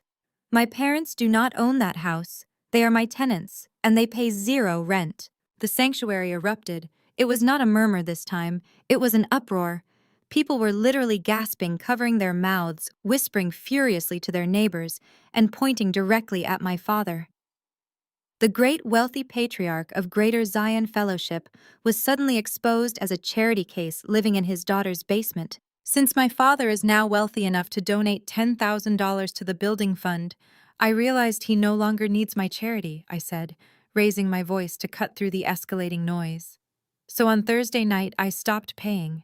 And because they missed the payment, that document the pastor is holding includes the official notice of default. The mansion is currently in active foreclosure. They will be evicted within the month. My mother let out a loud theatrical wail, burying her face in her hands. But nobody rushed to comfort her. There were no sympathetic pats on the back. The congregation was too busy staring in absolute shock at the shattered illusion. Lies. Jasmine screamed, suddenly jumping up from her seat. She pointed a manicured finger at me, her face contorted in a desperate, ugly panic. "She is lying to you all. She hacked us. She is trying to steal my spa. Do not listen to her." I looked down at my sister, the golden child, the fake CEO who had locked me in a sandstorm. I held out my hand. Harrison placed the second manila folder directly into my palm. I pulled out the LLC Master Operating Agreement and held it up high for the entire room to see. "My sister Jasmine claims to be a self-made boss," I said, my voice dripping with cold, clinical precision. "She claims she built Zenith Aesthetics from the ground up. She told a major venture capitalist at Thanksgiving dinner that she bootstraps her own empire. Pastor, please look at the second page of that document. I handed the folder to the pastor. His eyes scanned the text, his mouth falling slightly open in disbelief. Who is listed as the sole managing member and 100% equity owner of Zenith Aesthetics? I asked him directly into the microphone. Pastor Jenkins cleared his throat, looking incredibly uncomfortable as he realized he was reading the absolute destruction of a prominent family. It says here, the sole legal owner is Chloe. That is correct, I said, turning back to the crowd. I bought the equipment. I pay the payroll out of my own pocket. I am the landlord who holds the commercial lease on the building. Jasmine is merely an at-will employee with zero equity. But since she is doing so incredibly well, and since she no longer wants me in her family, I decided to officially cut the corporate ties. I canceled her commercial lease payments on Thursday. Yesterday morning, a 3-day pay or quit eviction notice was taped to the front glass doors of her spa. If she does not have the back rent by tomorrow, the sheriff will be changing the locks. Jasmine's legs completely gave out. She literally collapsed back into the wooden pew, her expensive emerald gown bunching up around her. The reality of the eviction notice, something she had clearly tried to ignore or deny over the weekend, was now public record in front of the very people she had bragged to for years. The facade was completely gone. The perfect, wealthy, blessed family was stripped naked in front of 4,000 people. There was no hacking. There was no mental breakdown. There was only a tired, emotionally abused daughter who had finally decided to close her bank account and walk away. I looked at the congregation. The judgmental glares were gone, replaced by expressions of stunned awe and deep embarrassment. They had participated in the smear campaign. They had sent me horrible, vicious messages based on a fabricated narrative. Now they were staring at the undeniable, legally certified truth. I leaned into the microphone one last time. I told you I was not going to ruin your aesthetic. I told you I was going to let you stand on your own 2 feet. You wanted the church to know our business. Well, now they know. The silence in the room was absolute. It was the kind of heavy, suffocating silence that follows a massive bomb detonation. I had dismantled my parents. I had dismantled my sister. They were ruined socially and financially, but I was not finished. I turned my gaze from the front row and looked directly at the man sitting near the edge of the pew. DeAndre. He was sweating profusely, his hands gripping the wood of the bench, his eyes wide with a very specific, very dangerous kind of fear. He thought he was safe because I had only addressed the house and the spa. He thought his secrets were still hidden in the dark. He had absolutely no idea what was inside the third folder Harrison was holding. I held my hand out one final time. Harrison unclasped the final compartment of his briefcase and placed the thickest manila folder into my palm. It was heavy, packed with bank statements, wire transfer logs, and copies of forged signatures. I looked down at DeAndre. He was no longer sitting. He was hovering over the wooden back of the pew, looking like a trapped animal trying to calculate the distance to the nearest exit. DeAndre, I said softly into the microphone. His name echoed through the massive sanctuary, bouncing off the vaulted ceilings. He flinched as if he had been physically struck. You have spent the last 5 years telling this congregation about your brilliant investments. You have stood on this very stage year after year and testified about the blessings of your corporate success. You convinced a prominent venture capitalist just 2 nights ago that you were a self-made millionaire sitting at a dinner table in a house you do not own, eating food you did not buy. I let the silence hang for a heavy, suffocating second. But real millionaires do not need to steal from their wives to pay their bills. The congregation gasped again, but this time it was sharper laced with genuine visceral outrage. In this community, flaunting wealth was respected, but stealing from family was a cardinal sin. DeAndre's face contorted into a mask of pure desperate panic. "Chloe, shut your mouth!" he barked, his voice cracking wildly as it echoed through the silent room. He looked around at the judgmental faces suddenly closing in on him. He pointed a shaking finger at me. "She is making this up. She is a bitter, lonely woman trying to destroy my marriage because she is jealous. Do not listen to her. Pastor, you have to stop this." I ignored his frantic pleas. I opened the folder and pulled out a thick stack of spreadsheets, holding them up to the bright stage lights. This is a certified forensic accounting report, finalized just this morning by one of the top financial investigation firms in Atlanta. I announced, my voice steady and unwavering. Since I am the sole managing member of the LLC that operates Zenith Aesthetics, I recently initiated a full comprehensive audit of our corporate accounts. For the past 14 months, DeAndre has been systematically embezzling money from the spa payroll. I turned slightly to Pastor Jenkins, who was still gripping the pulpit, his eyes wide with horror. I handed him a summary page. Pastor, you can read the transactions yourself. DeAndre created dummy vendor accounts. He generated fake invoices for expensive laser equipment and aesthetic supplies that were never ordered and never delivered. He then wired the spa revenue directly into a private offshore account he controls. In total, he stole over $120,000 of operating funds. Funds that I had personally injected into the business to keep his wife's employees from bouncing their rent checks. A low, angry murmur swept through the pews. Jasmine let out a choked, strangled noise. She grabbed her own hair. Her perfectly styled curls instantly ruined her eyes wide with sheer, unadulterated disbelief. She snapped her head toward DeAndre, waiting for him to aggressively deny it, waiting for him to tell her it was a misunderstanding or a simple accounting error. But DeAndre could not look at her. He was staring blindly at the carpet, his jaw clenched so tightly a muscle twitched in his cheek, sweat pouring down his temples and soaking the collar of his expensive burgundy shirt. But the theft is not even the most tragic part of this story. I continued, my voice cutting through the thick tension in the room like a surgical scalpel. The real tragedy is what he chose to do with the money he stole from his own family. I reached back into the folder and pulled out a glossy 8x10 photograph along with a stack of leasing documents. Jasmine, you spent Thanksgiving dinner bragging about your perfect marriage. You laughed in my face when you locked me out in a freezing sandstorm, thinking you had won the ultimate prize in life. But while you were playing the role of the wealthy, untouchable CEO, your husband was using my money to fund a completely separate life. I held the photograph high in the air. Though only the front rows could truly make out the image, the implication was already settling heavily over the room. It was a picture of a brand new Mercedes-Benz parked in the circular driveway of a luxury high-rise building in Midtown Atlanta. DeAndre took the money he stole from your business and used it to sign a lease on a penthouse apartment across town. I declared, my words dropping like anvils onto the VIP section. He also purchased this luxury vehicle in cash. Both the apartment and the car are legally registered in the name of a 24-year-old cocktail waitress named Kiara. A collective deafening shriek went up from the choir behind me. Several women in the front row physically covered their mouths, shaking their heads in absolute visceral disgust. The murmurs turned into loud, furious exclamations. The scandal was complete and absolute. Jasmine's face went completely slack. The arrogant, untouchable smirk she had worn for her entire life simply melted away, leaving behind a hollow, devastated shell. The realization hit her with the sheer force of a physical blow.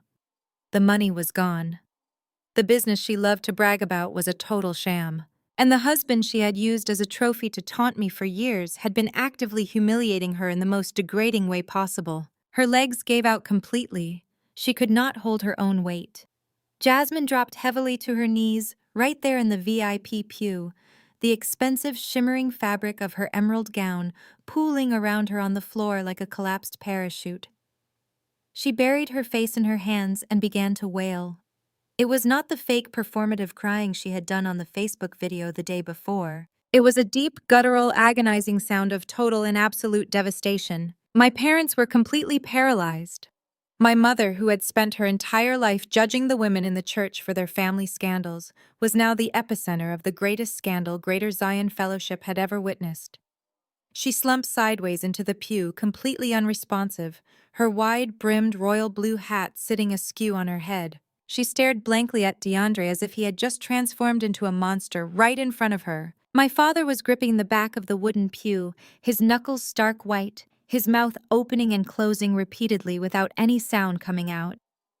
He looked down at his sobbing daughter, Then down at the fake $10,000 check, lying abandoned on the floor, realizing that his fake empire had just cost him the only person who had actually kept him afloat. Their perfect, curated family aesthetic was annihilated. The social status they had literally sold their souls to protect was reduced to ashes in less than 5 minutes. The public humiliation, the sudden realization that his entire life was over, was finally too much for DeAndre to bear. The mask of the smooth, sophisticated businessman completely shattered, revealing the desperate, violent fraud underneath. He could not argue with the documents. He could not lie his way out of the mistress. The only option his panicked brain could process was violence. He let out a furious roar, a sound of pure, unadulterated rage that ripped through the sanctuary. He shoved past my father, hitting the older man so hard my father stumbled back into the wooden bench. DeAndre lunged out of the pew and sprinted directly toward the stage. "I am going to kill you!" DeAndre screamed. His face twisted in absolute fury, spit flying from his lips. He charged up the carpeted steps, his fists clenched, his eyes locked entirely on me. He wanted to destroy the person who had stripped him of his power. The congregation screamed in terror. People scrambled out of the nearby pews trying to get out of the way. Pastor Jenkins shouted something unintelligible and stumbled backward, knocking over a brass microphone stand that crashed loudly onto the stage floor. But I did not flinch. I did not scream. I did not take a single step backward. I stood perfectly still, my hands resting lightly on the cool edges of the acrylic podium. My expression completely unchanged because I knew exactly what was about to happen.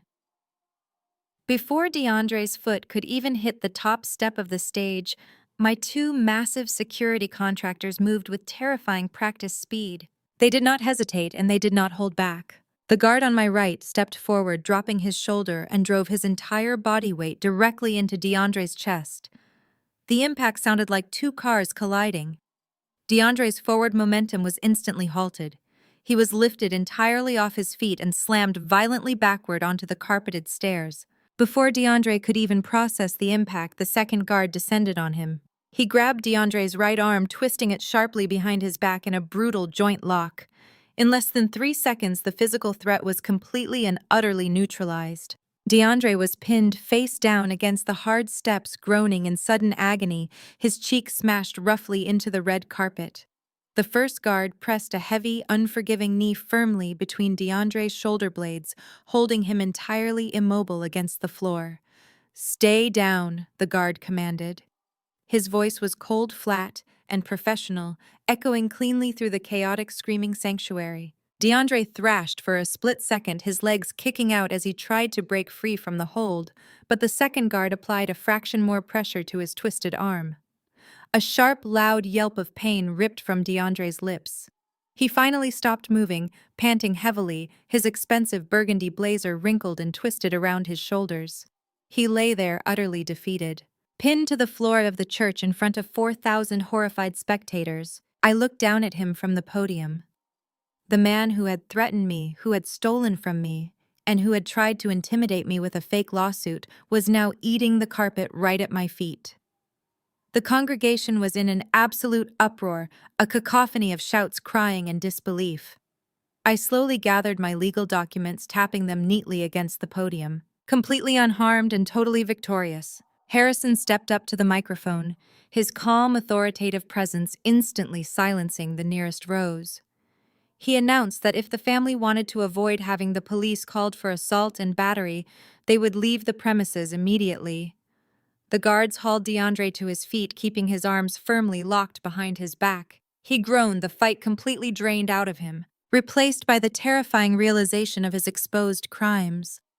My father grabbed my mother by the arm, hoisting her up while she wept uncontrollably. Jasmine stumbled along behind them, looking like a ghost in her ruined emerald gown, her expensive heels dragging against the floor. We formed a strange, tense procession, walking back down the center aisle. The congregation parted for us, pulling their knees in and averting their eyes as if my family had suddenly become contagious. The silence was heavier now. There were no murmurs, no whispers, just the sound of our footsteps against the carpet.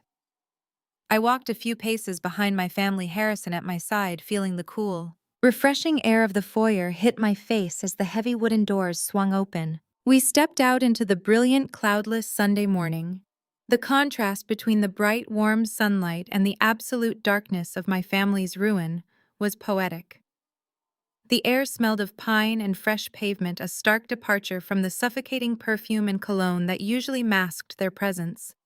But the spectacle was far from over. I had choreographed this entire morning down to the minute, and the final act was already waiting on the asphalt. The VIP section of the church parking lot was situated directly at the bottom of the grand stone steps reserved exclusively for the pastor, the elders, and the highest donors. When my parents and sister reached the pavement, they stopped dead in their tracks. Jasmine let out a sharp, breathless gasp, her hands flying to her mouth. DeAndre, still firmly held by my security detail, strained his neck to look, his eyes bulging from their sockets. Two massive heavy-duty tow trucks were idling loudly in the VIP spaces, their amber hazard lights flashing rhythmically against the pristine brick exterior of the church. One driver was actively hooking heavy steel chains to the front axle of Jasmine's pristine white Range Rover. The second driver had already secured DeAndre's custom matte black Porsche Panamera and was operating the hydraulic lift, hoisting the rear tires of the expensive sports car into the air. "Hey," DeAndre screamed, struggling uselessly against the grip of the guards. "Put that down. That is my car. You cannot do this. You have no right to touch my property." The tow truck driver, a burly man in a neon orange safety vest, did not even look up from his control panel. He just pointed a grease-stained thumb toward me, chewing casually on a toothpick. "Actually, they can," I said, walking slowly down the stone steps until I was standing level with them on the asphalt. "You see, DeAndre, those vehicles were never yours. They were leased under the Zenith Aesthetics corporate account.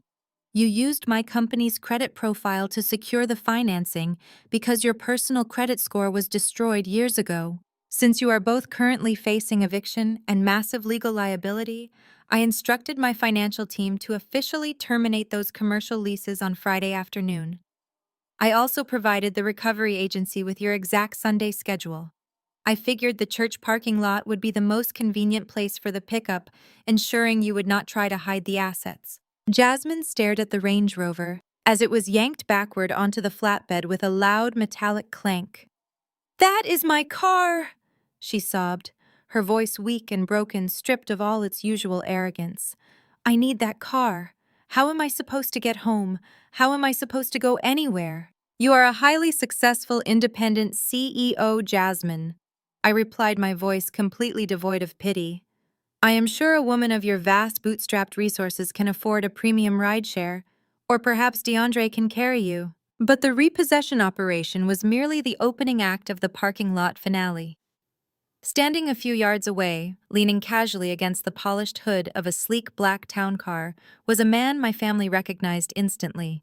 He was dressed in an immaculate charcoal suit, checking his platinum wristwatch with an air of mild, detached impatience. It was Arthur Sterling, the billionaire venture capitalist, the man my family had spent their entire Thanksgiving dinner trying to impress. The man they believed was going to hand them millions of dollars to expand their fake empire and save them from their impending financial doom. As we approached the bottom of the steps, Mr. Sterling pushed himself off his car and walked directly toward us. My father instinctively tried to straighten his posture, desperately attempting to salvage whatever shred of dignity he had left. He reached up futilely, trying to smooth his disheveled gray hair, slapping on a fake, terrified smile that made him look completely unhinged. "Arthur," my father stammered, stepping forward with his hand outstretched. "What a surprise to see you here. Please excuse the commotion. We are just dealing with a minor family dispute, a slight misunderstanding with some leased vehicles. It is nothing we cannot handle." Mr. Sterling did not take my father's hand. He did not look at my mother, who was hyperventilating against a concrete planter. He did not look at Jasmine, who was currently weeping openly on the pavement, and he barely spared a glance for DeAndre, who was still pinned by the security guards. Instead, Mr. Sterling walked directly past all of them and stopped squarely in front of me. He extended his hand, his eyes bright with genuine professional respect. "Chloe," he said, his voice warm and highly engaging, "it is an absolute pleasure to finally meet you in person. I shook his hand firmly, projecting the exact executive presence I used in boardrooms across the country. The pleasure is mine, Mr. Sterling. I appreciate you taking the time out of your Sunday morning to be here. I know your schedule is incredibly demanding. My parents stared at the two of us, their mouths hanging open in total unadulterated shock. The venture capitalist, the man they had worshipped as a literal god of wealth, was speaking to their invisible daughter as an equal.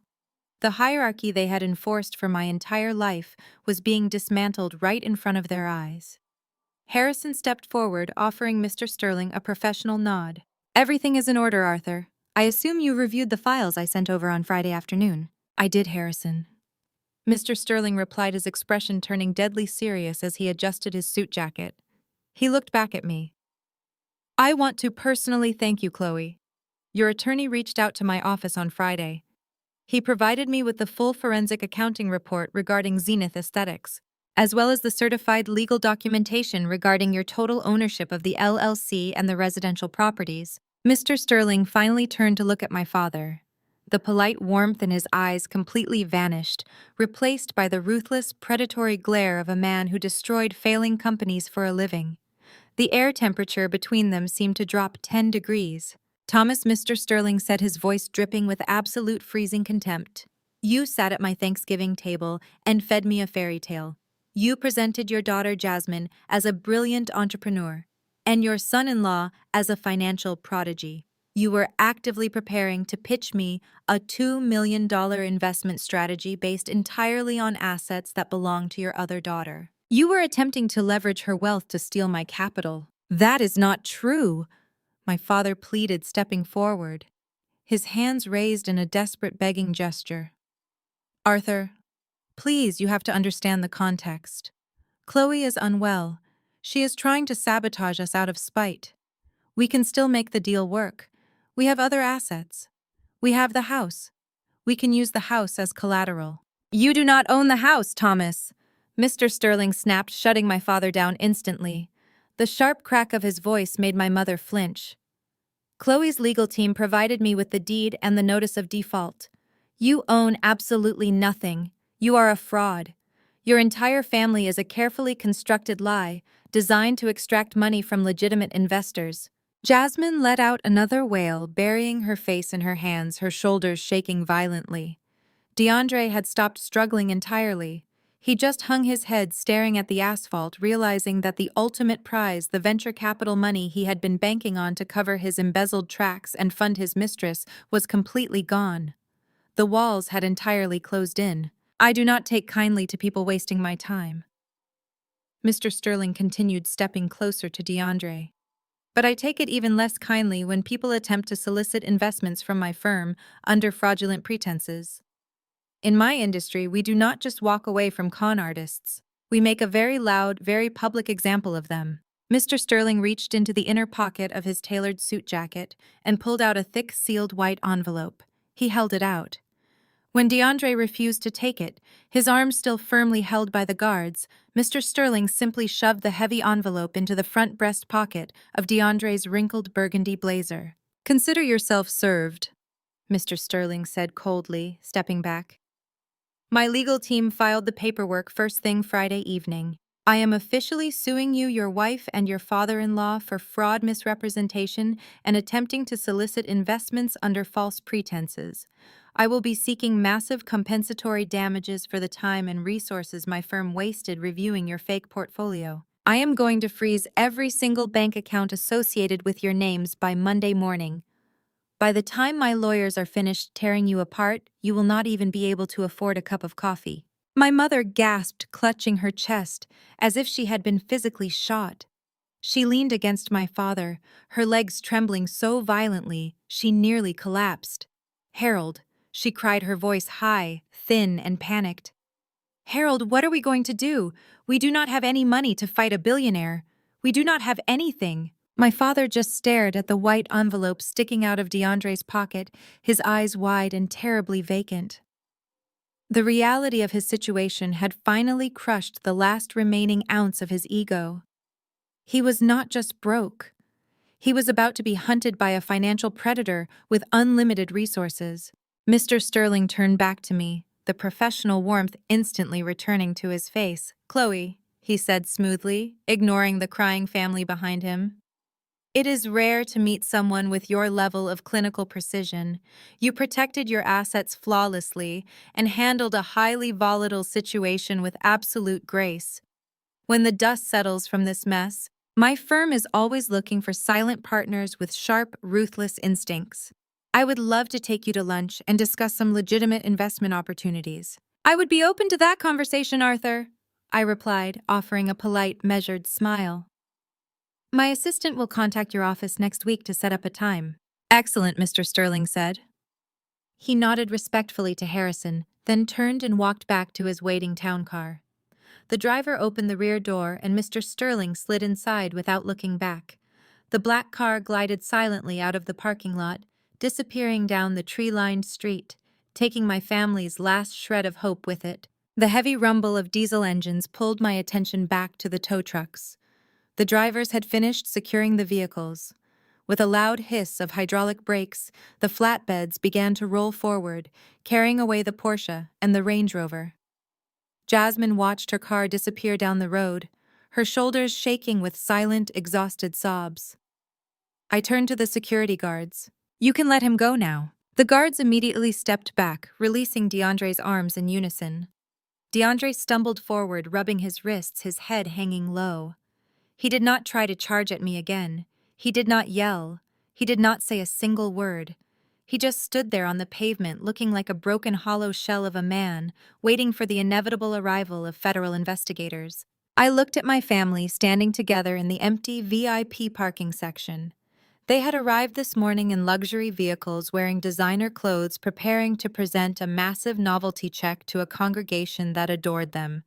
They had spent the entire weekend trying to manipulate the public into believing I was insane, trying to shame me into submission. Now they were stranded in a church parking lot on a beautiful Sunday morning. They had no cars. Their businesses were seized. Their home was in active foreclosure. They were facing a massive fraud lawsuit from a billionaire and federal prison time for embezzlement. The illusion was completely dead, and I was the one who had finally pulled the plug. Harrison stepped up beside me, checking his watch with a quiet click. "Our car is waiting around the back, Chloe. Whenever you are ready." "I am ready," I said. I did not say goodbye to my parents. I did not offer a final gloating speech to Jasmine or DeAndre. They were no longer worth my breath or my energy. They had wanted to play a high-stakes game of social manipulation, and they had simply lost to a vastly superior opponent. I turned my back on them and walked away, my heels clicking sharply against the pavement. The Sunday morning air felt incredibly clean and crisp. For the first time in my entire life, the heavy, suffocating weight of my family's expectations was completely gone. I stepped into the back of my waiting SUV, Harrison closing the door securely behind me. As the driver pulled out of the church parking lot, I did not even glance out the tinted window. My family was officially in the past. 2 weeks passed since that Sunday morning. The dust did not just settle, it completely buried them. I stood on the sidewalk of West Peachtree Street, wrapping my wool coat tighter around my shoulders against the crisp December wind. The morning air was sharp and clean, a stark contrast to the suffocating toxicity I had carried for over 30 years. Directly in front of me, a licensed commercial locksmith was drilling through the heavy brass deadbolt of the double-glass doors. Above the doors, the elegant glowing sign for Zenith Aesthetics was completely dark. The power had been cut 3 days ago, right after the eviction notice officially expired. The fallout from the church ambush had been biblical in its proportions. Arthur Sterling did exactly what he promised.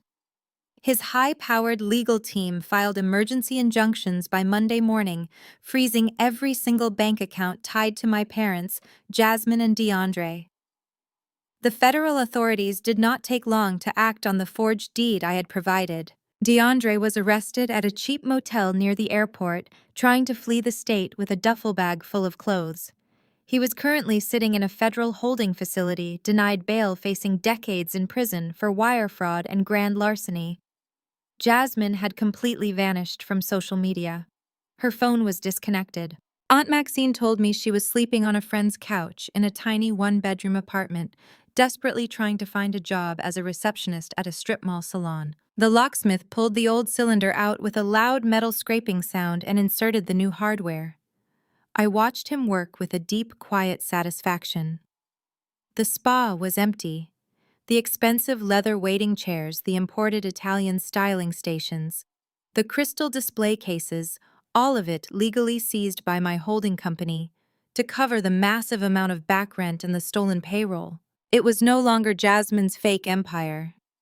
It was just another commercial asset in my portfolio ready to be cleaned out and leased to a legitimate business owner. The locksmith tightened the final screw, tested the new silver key, and handed it to me. "It is all yours, ma'am," he said, packing up his heavy canvas tool bag. I thanked him, transferring his payment directly to his account from my phone. He walked to his work van and drove away, leaving me alone on the quiet morning sidewalk. I turned to walk back to my car when a beat-up, bright yellow taxicab aggressively pulled up to the curb, its tires scraping loudly against the concrete. The sight was incredibly jarring. My family never took public cabs. They only used black car services or their leased luxury vehicles. They considered standard taxis to be beneath their social standing. The rear door popped open. My father stepped out first. I almost did not recognize him.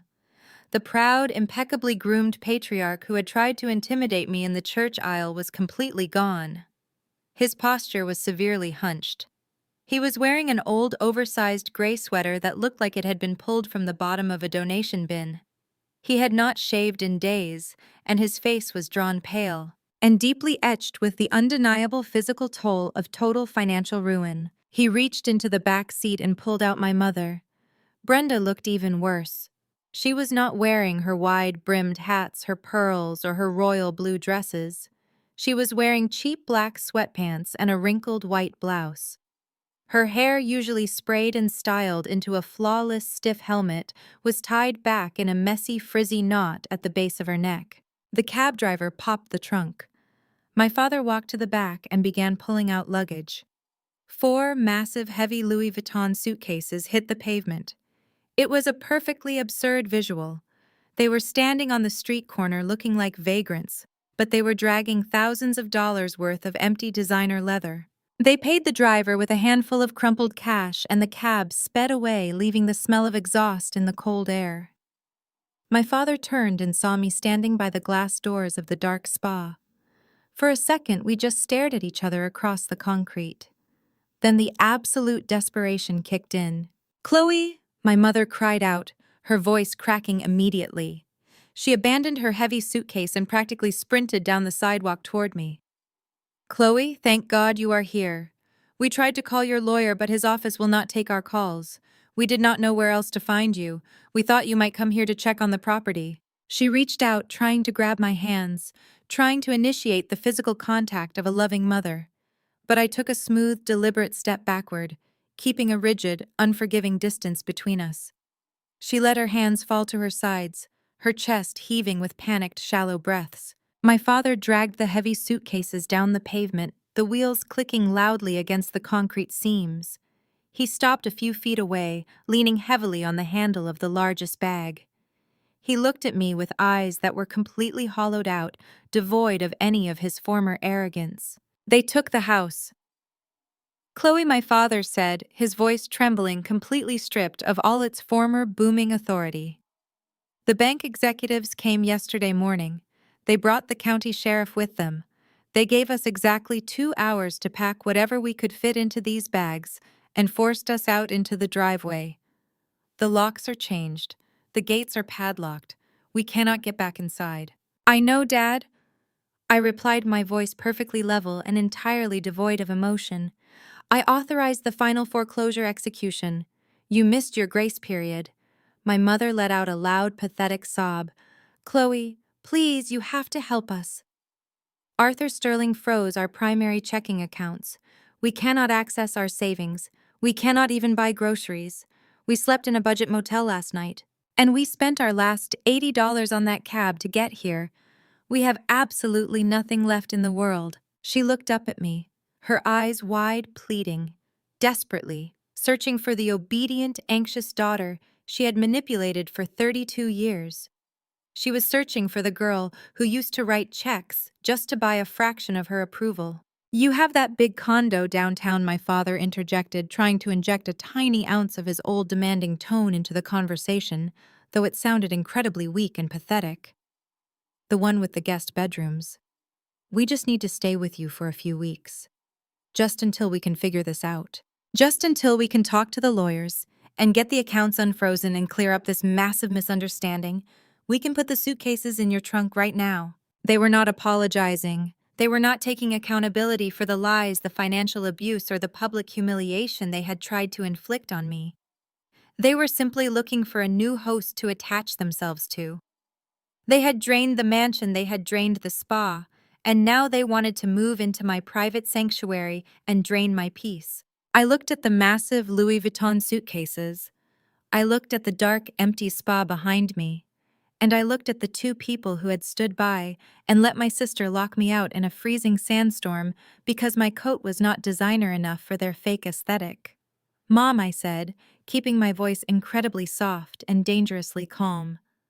"Dad, I want you to listen to me very carefully, because this is the absolute last time I am ever going to speak to you." They both froze, their eyes fixed on my face, waiting for the lifeline they felt completely entitled to.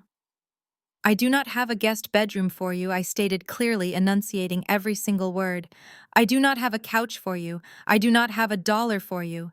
You are not moving into my home today, tomorrow, or ever." "Chloe, you cannot do this!" My mother shrieked, the panic escalating into pure, unfiltered hysteria. "We are your parents. You cannot leave us on the street like dogs. We gave you life. We raised you. You owe us." "I owe you absolutely nothing," I shot back, my voice finally hardening into pure steel. "I paid my debt to this family 10 times over. I bought your house. I funded your lifestyle. I kept you from bankruptcy 5 years ago. And how did you repay me? You used my money to pretend you were better than me. You let Jasmine humiliate me. You went on Facebook and told 4,000 people I was a mentally unstable criminal." "That was a mistake," my father stammered, tears actually welling up in his eyes, spilling over his wrinkled cheeks. "We were just scared. We were trying to protect the family image." "The family image," I repeated, shaking my head in utter disgust. "The family image was always more important to you than your actual daughter. You wanted to play the role of the wealthy, untouchable elites. Well, congratulations. You are finally experiencing the real consequences of the real world. You are broke." My father took a desperate step forward, his hands shaking violently. "Chloe, please, I am begging you. It is the holiday season. We have nowhere to go. We are family." I looked him dead in the eye. I remembered the freezing wind. I remembered the heavy oak door slamming in my face. I remembered the exact words my sister had whispered, and the accidental text message my father had sent confirming my absolute exclusion from their circle. I reached into my pocket and pulled out my car keys. "No, Dad," I said, my voice dropping to a harsh, icy whisper that cut through the cold morning air like a surgical blade. "Do you not get the hint?" My parents stared at me, completely paralyzed, as their own profound cruelty was reflected right back at them. "This year is for family only," I said, repeating the exact phrase that had triggered the collapse of their entire world. "And you made it perfectly clear that I am not family." My mother let out a gut-wrenching scream, dropping to her knees on the dirty sidewalk, burying her face in her hands, as the reality of her situation finally crushed her. My father just stood there, his jaw trembling, his eyes wide with the horrifying realization that the bridge was not just burned, it was entirely vaporized. There was no manipulation left to use. There was no guilt trip that would work. I was completely permanently immune to them. I turned my back on them and walked toward my car, parked at the end of the block. I did not walk fast. I did not run. I walked with the slow, measured pace of a woman who had absolutely nothing to run from anymore. "Chloe," my father yelled one last time, his voice echoing off the brick buildings. I did not turn around. I unlocked my car, opened the door, and slid into the quiet leather interior. The engine purred to life with a smooth, powerful hum. I pulled the gear shift into drive and slowly pulled away from the curb. I looked in my rearview mirror one last time. Thomas and Brenda were shrinking in the distance. They were just two small broken figures standing on a cold sidewalk, surrounded by heavy, useless luxury luggage sobbing outside the dark locked doors of an empire that never actually belonged to them. I pressed my foot down on the gas pedal. The car accelerated smoothly, merging into the morning traffic. I turned on the radio, feeling the warm air from the heater wash over my face.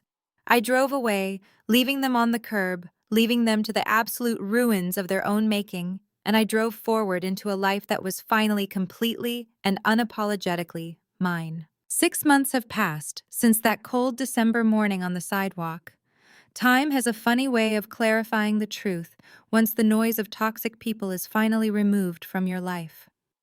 My business empire has continued to expand, unburdened by the constant, exhausting financial bleed of sustaining my family's illusions. I partnered with Arthur Sterling on a massive commercial development project in downtown Atlanta, and we are breaking ground next week.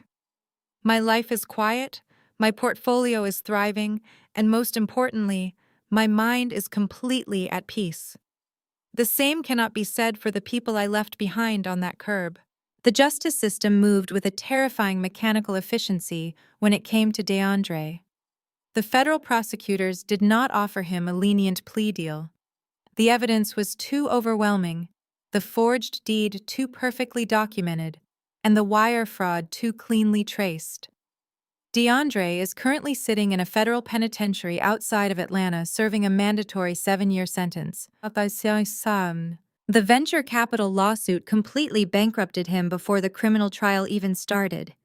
And Kiara, the 24-year-old cocktail waitress he sacrificed everything to impress, abandoned the midtown apartment the second the luxury cars were repossessed.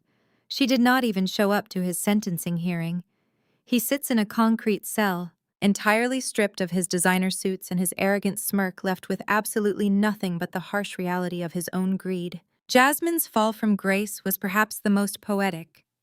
The self-proclaimed CEO and bootstrapped mogul was forced to actually enter the workforce she loved to brag about conquering. With her assets frozen, her credit destroyed, and her reputation in the Atlanta beauty industry completely radioactive, no high-end salon would even look at her resume. She is currently working as a junior stylist at a discount strip mall salon in a neighboring county, sweeping up hair clippings and dealing with walk-in clients. She has to wear a standard black polyester uniform, a far cry from the emerald gowns and designer labels she used to parade around in. She takes public transportation, now a daily reality check that has reportedly broken her spirit. There are no more glamorous social media posts, no more bachelorette trips to Tulum, and no more fake empowerment speeches. Aunt Maxine told me Jasmine complains constantly about the long hours and the low pay, completely oblivious to the irony that she is finally experiencing the very grind she used to pretend she had mastered. She is learning the hard way that true success is built on character, not stolen credit. As for my parents, the loss of the mansion was only the beginning of their punishment. For narcissists, the greatest tragedy is not the loss of money, but the loss of an audience. They are currently renting a tiny, cramped 2-bedroom apartment on the outskirts of the city. The Louis Vuitton luggage they dragged onto the sidewalk that day takes up half their closet space, completely useless now that they have nowhere to travel and nobody to impress. But their true prison is social. They have not shown their faces at Greater Zion Fellowship since the Sunday I exposed them. The shame of being unmasked in front of 4,000 people was too much for their fragile egos to bear. They lost their VIP seating, they lost the respect of Pastor Jenkins, and they lost the community they had dedicated their entire lives to impressing. Aunt Maxine mentioned that my mother still tries to dress up and go to the local grocery store, desperately hoping someone will recognize her as the prominent society woman she used to be. But the illusion is dead.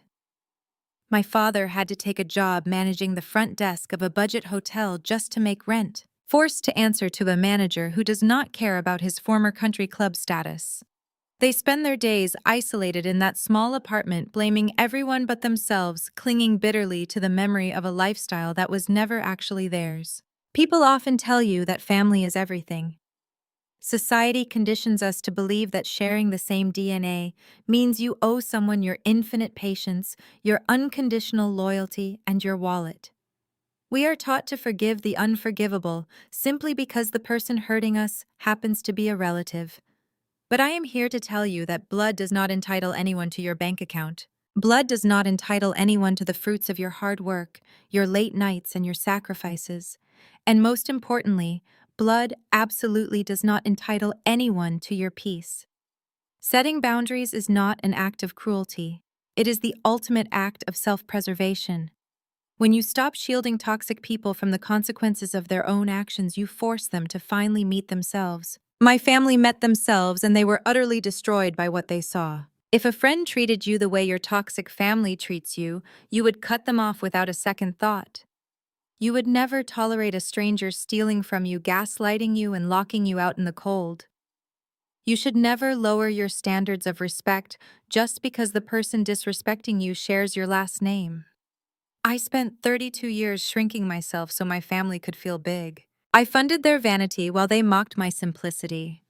I played the role of the quiet, invisible workhorse because I was desperately hoping that one day my generosity would finally earn their love.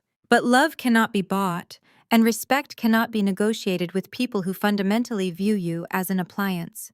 The moment I closed my banking app in that freezing car, I did not just cut off their funding. I cut off the generational curse of financial and emotional abuse. I took my power back. I realized that my success was not a communal resource for ungrateful people to exploit. It was the armor I built to protect myself, and I had every right to wear it proudly. Walking away from my family was the hardest thing I have ever done, but it was also the first time I ever truly stepped into my own life. I am no longer the scapegoat. I am the architect of my own destiny, and the foundation is absolutely unbreakable. Have you ever had to use the law to teach your toxic family that your generosity was a privilege, not a right? Drop your stories in the comments below. Make sure to hit subscribe because your peace is the best investment you will ever make.